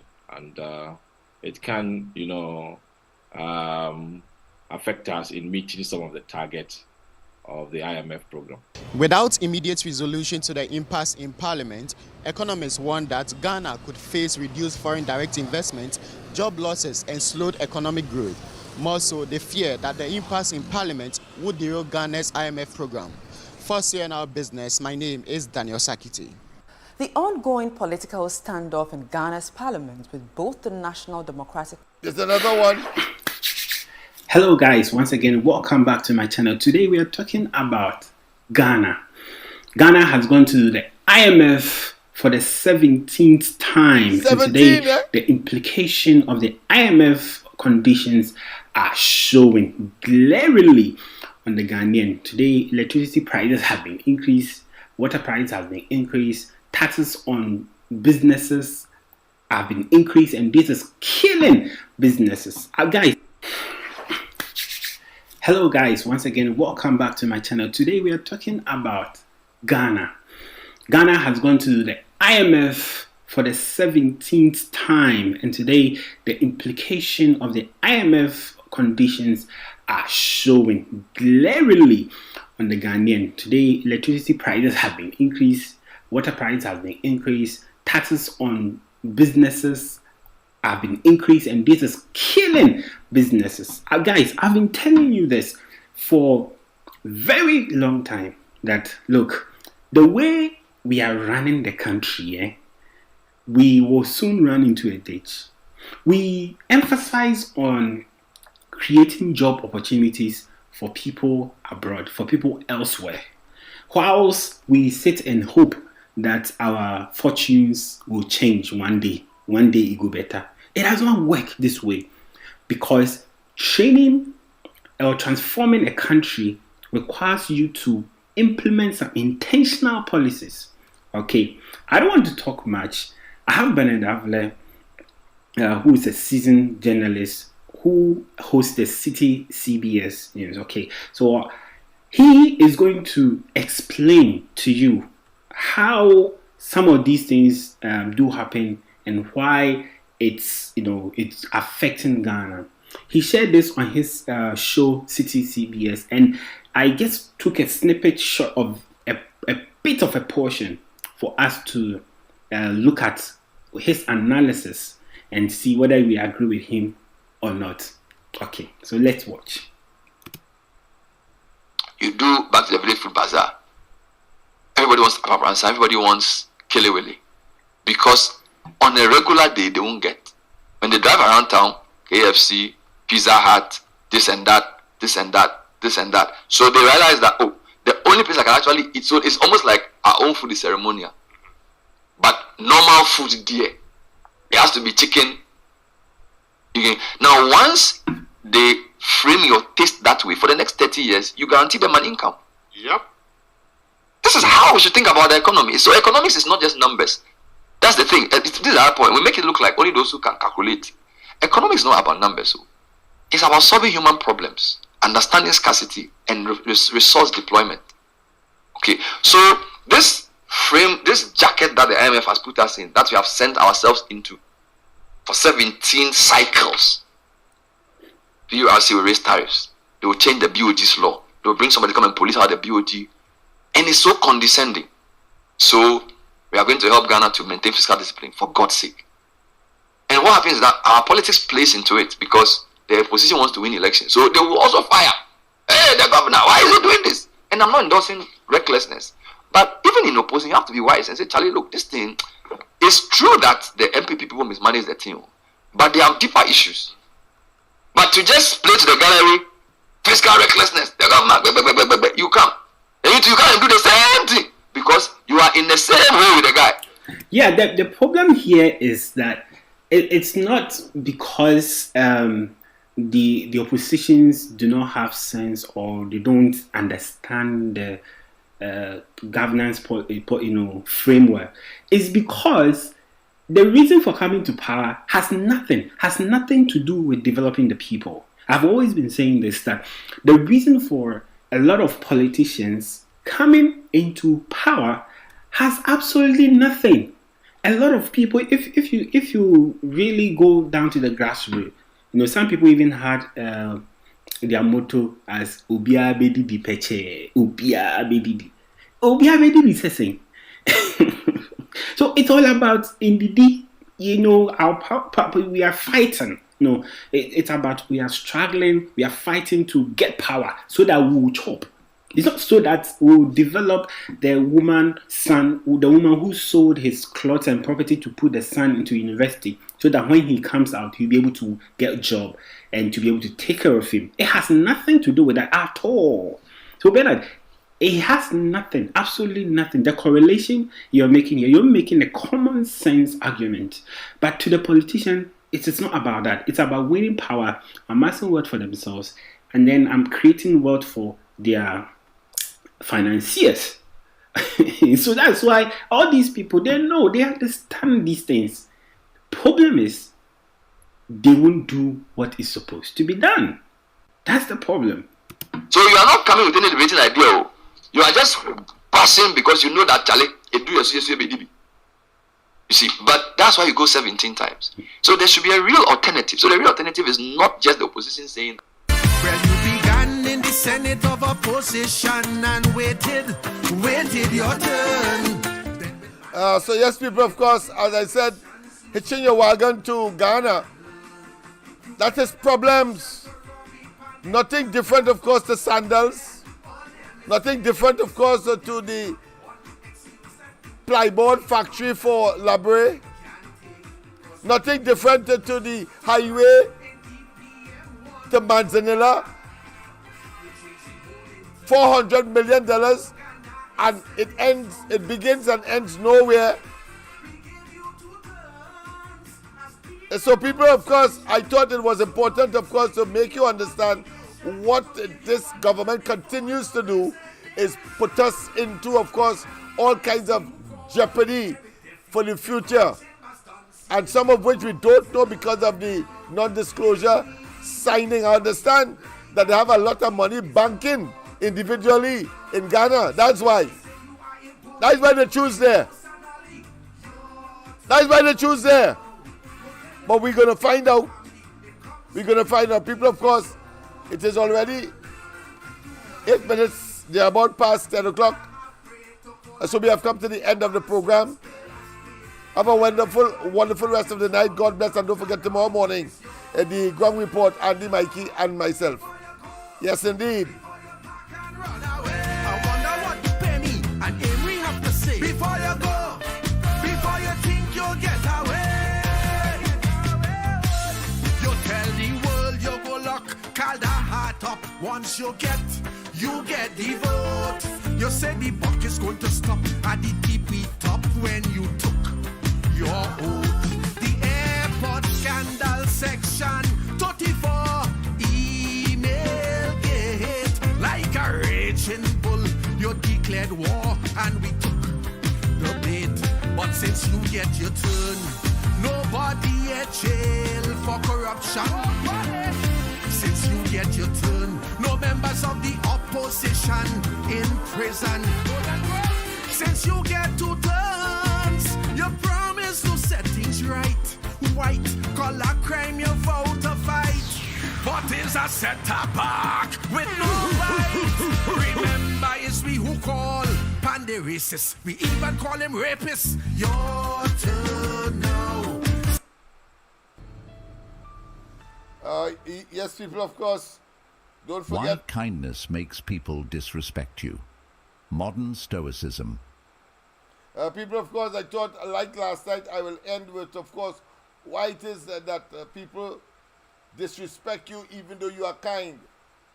Laventille has given, of course, its political heart, its political belly to the PNM. We saved them in 1986.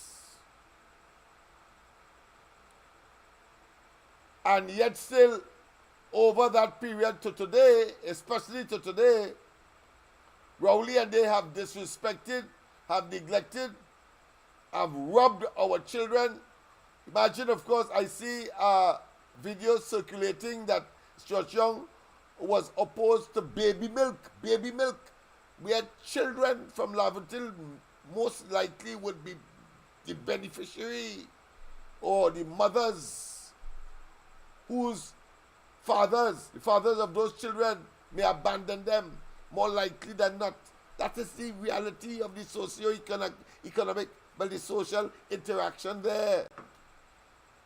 And out of an abundance of caution, one would have expected that a sensible and sensitive government would have, of course, kept that program going, inheriting it from Kamala Prasad Bisesa between 2010 and 2015. But no, today, he has the audacity, the temerity, the gall, and the effrontery to talk about they care about women.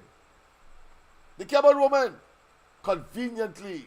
And women, in particular, you have a duty to talk to your children, talk to your mothers, talk to the fathers, and let them get to the polls when it is appropriate as we change the paradigm and get out of this paradigm paralysis that has not worked for us for close to, well, more than 6 decades, 60 years. What you waiting for? But listen to when people are kind, as you have been loyal to the PNM. How you get abused because they expect what I say here tonight. They will go inside of Laventille and beat them and seal it and so on and say, they're not talking that. But I know that all you will still vote for us. And they give you no reason. You don't have a reason.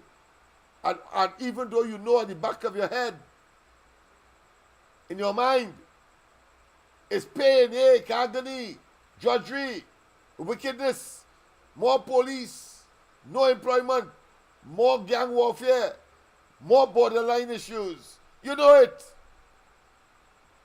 And they could just simply come and say, you have voted for us in the past, we expect you to continue. And if they put, of course, a balize tie on a crapo, you're going to vote for it. That is less than humane.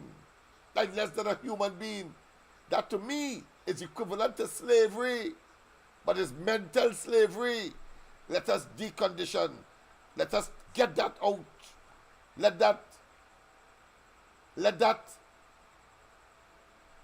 displacement be replaced, of course, with people who and situations of solid and sustainable development initiatives. I'm going to be talking about it in the coming weeks. And whether it is on the southern side of the constituency of Laventille West, whether it's in the middle, whether it's in the north, whether it's in the eastern side, whether it's the western side, I can tell you, it is not about what I go do, you know. It's what we will build upon. Build upon that is already there over the many years of sacrifice and work. Silently, yes. Diligently, yes. But hoping and praying that the day will reach when we are able, of course, like a sleeping giant, to emerge, or put another way, like the phoenix from the ashes, we rise, because we gave the country its national culture, steel band, calypso, Carnival. And today, to hear that countries all over the world say, don't go Laventille if you want to go. And threatening, of course, whether directly or indirectly, the survival of Trinidad and Tobago under a PNM. I say the first thing to do is to get rid of the PNM in Laventille, in the country, and begin the process of transformation on a sustainable basis as we roll out the paradigm shift that is required and the attitudinal change that is of an imperative for us, of course, to see a better day. The aspired quality of life and standard of living. As human beings, we must pursue. We cannot be like, not even animals, I should say. Take that kind of abuse, that kind of destruction, that kind of neglect, that kind of oppression, that kind of depression, that kind of nonchalant, as if we are not human beings too. And therefore, as second class and third class citizens, as the PNM agenda has, of course, unfolded and manifested in, of course, places like Laventille. Let us hear how people abuse your kindness as the PNM has, and what is to be done about it is to get rid of that. The old people have a saying that if a particular situation offends you, including, of course, parts of your body, you get rid of it. Not asking you to get rid of your heart. If it is subject to a heart attack, you will find yourself, of course, in an early grave. But you understand what I'm talking about. I'm talking figuratively to, of course, inspire and to bring to your consciousness that the PNM has offended us. And this is politics here. And we should jettison them. We should annihilate them. We should relegate them to the dustbin of political history. Let's hear the Stoic principle of what you have to do when you are kind. And of course, being taken for granted and abused.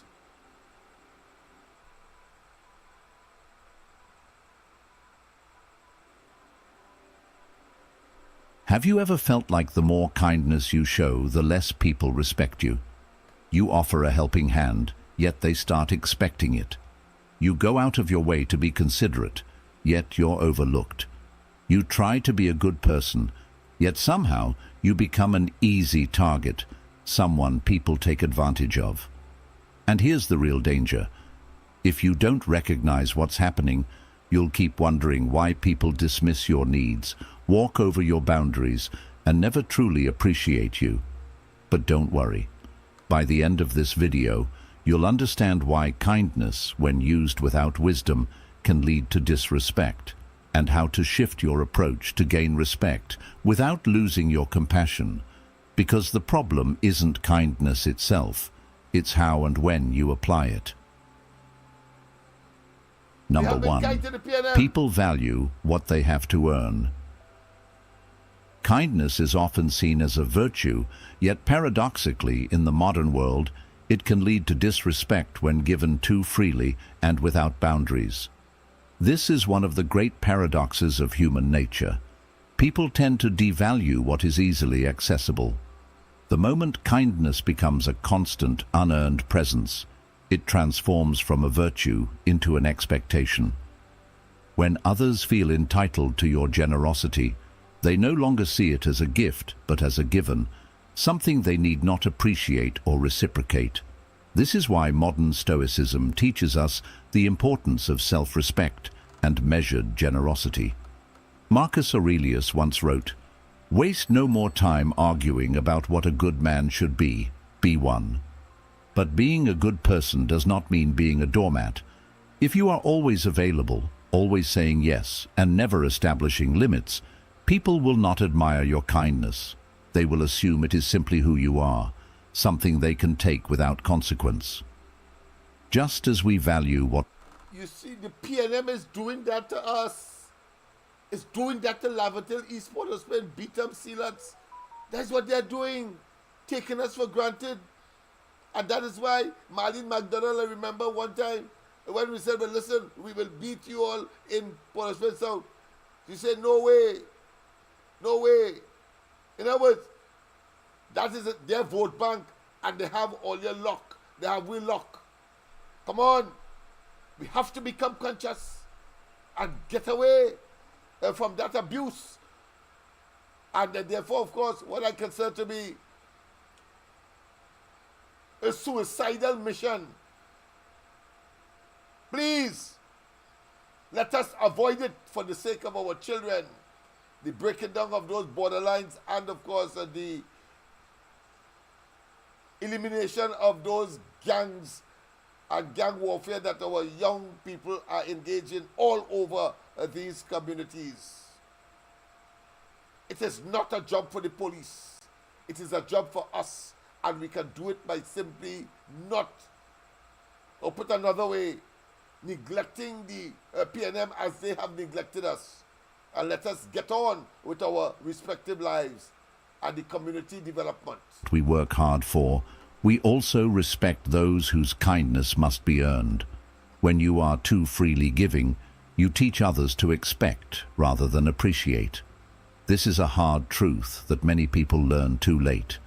In life, anything easily obtained is often overlooked, while that which requires effort is cherished.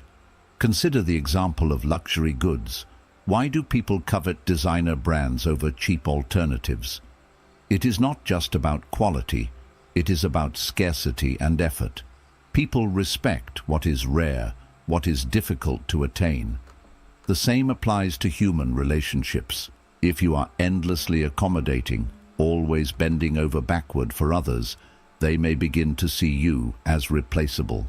This is why setting boundaries is not about withholding kindness. It is about ensuring that your kindness is meaningful. In Letters from a Stoic, Seneca reminds us, "You act like mortals in all that you fear, and like immortals in all that you desire."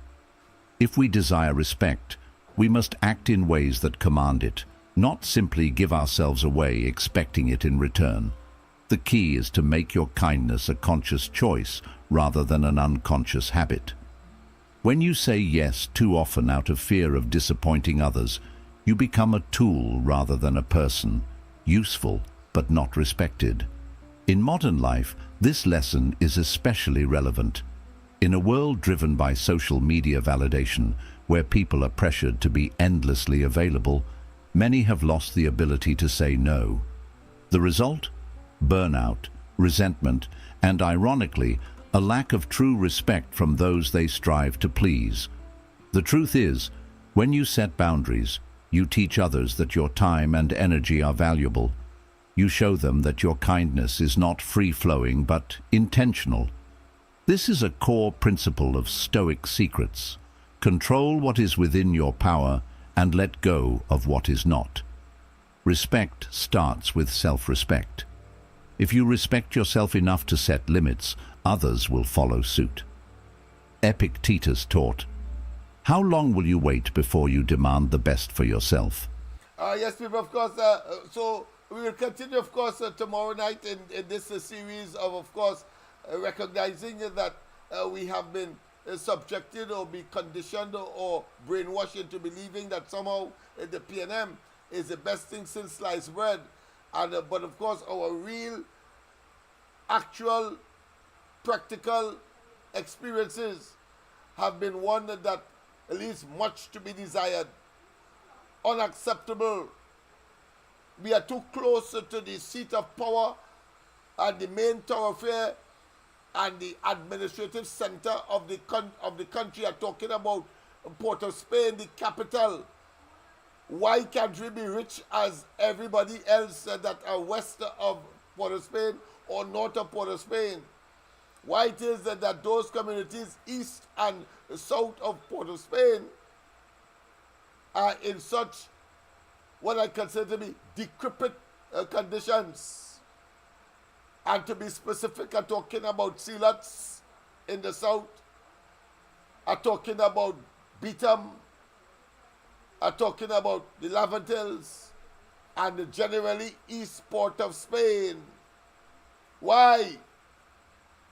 We're supposed to be fairly well off because we are living either on the suburb or in close proximity to or within the precincts of Port of Spain.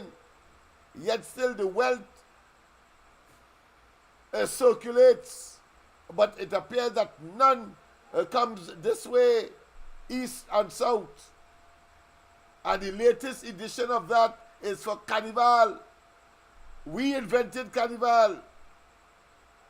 But the entire exercise has moved west of Port of Spain, and the population there is sensing, of course, the economic value.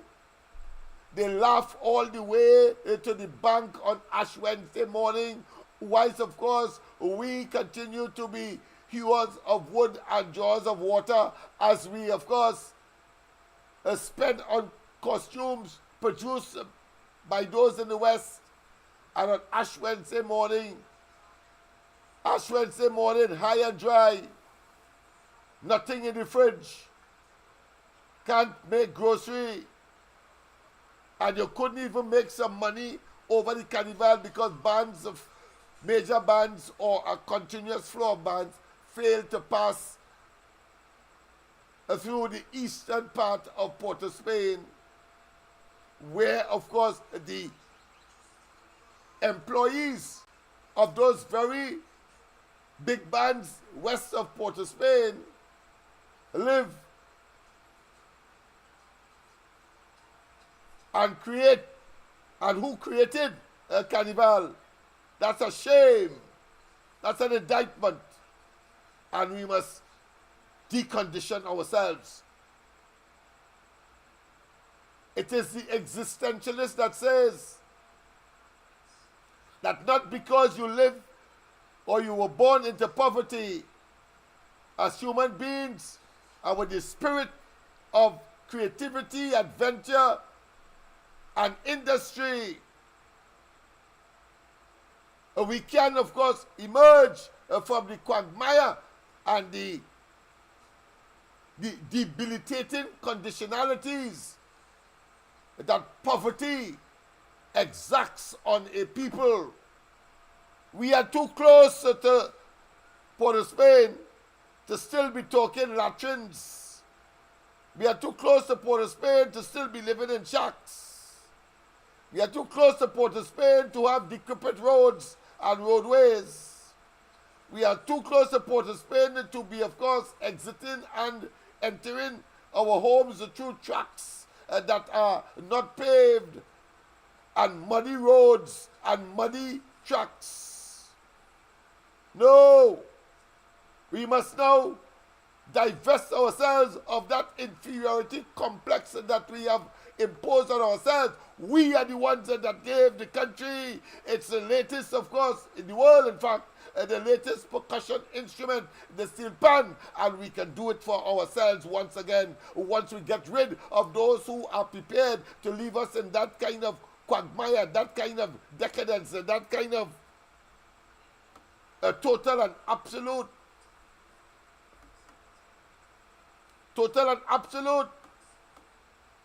abject poverty.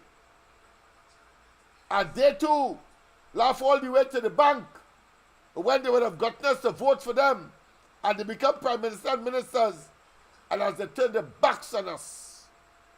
We must be careful, and we must say that we are not suicidal cases, but we are intelligent, and we will emerge triumphantly out of this quagmire that we have found ourselves. as a people. Have a wonderful rest of the night. God bless. I'll see you tomorrow night, of course, right here at 8 o'clock. But tomorrow morning, of course, the ground report, Andy, Mikey, and myself. And my apology on behalf of the ground report for not having one this morning. Yes, indeed. So we know and we understand, and therefore we have a duty and responsibility, all of us, recognizing that if the abusers ought not to get away with that level of exploitation to which we have been subjected for all of the political life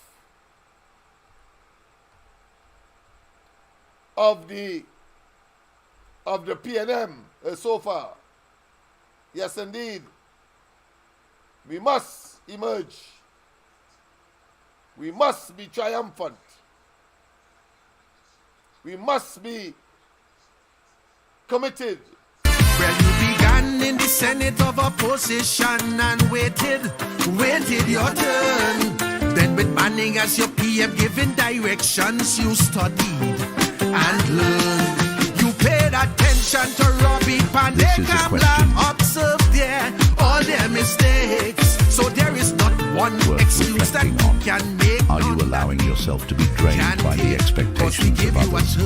Or are you ensuring that your kindness remains a conscious act of virtue rather than an unconscious obligation? The practical application of this wisdom is simple yet powerful. Practice saying no. When you are always agreeable, people take you for granted. But when you establish clear limits, when you give selectively and intentionally, your kindness retains its value. Instead of always being available, be present on your own terms. Let people understand that your time and generosity are gifts, not rights. This will not make you less kind. It will make your kindness more respected. Modern Stoicism emphasizes the idea that true strength is found in balance between generosity and self-preservation, between compassion and wisdom. Those who fail to find this balance often end up exhausted, disrespected, and bitter.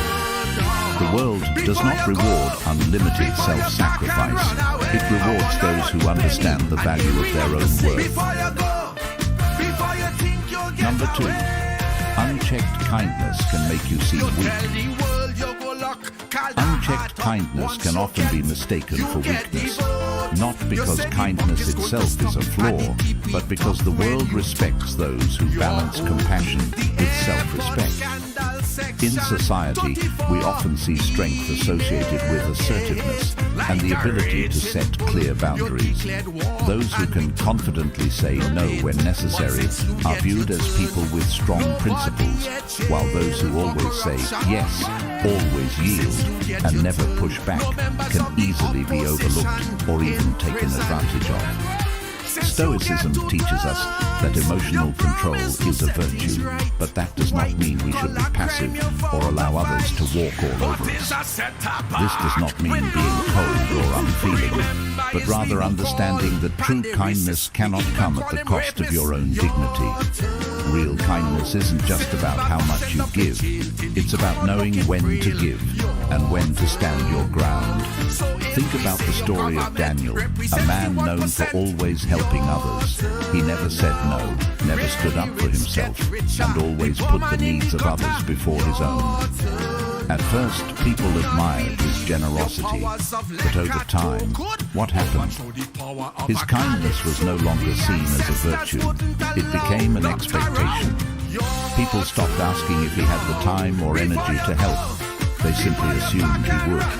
And the moment Daniel tried to say no, people were upset. They weren't grateful for all he had done in the past. Instead, they felt entitled to his help. He hadn't changed, but the way people treated him had, because he never established boundaries in the first place. His kindness was real, but without limits, it lost its value.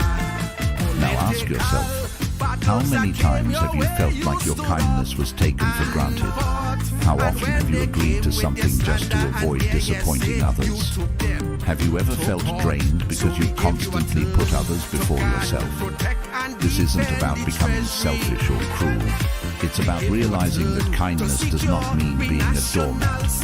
For kindness to have meaning, it must be given with intention and wisdom. Strength and kindness are not opposites.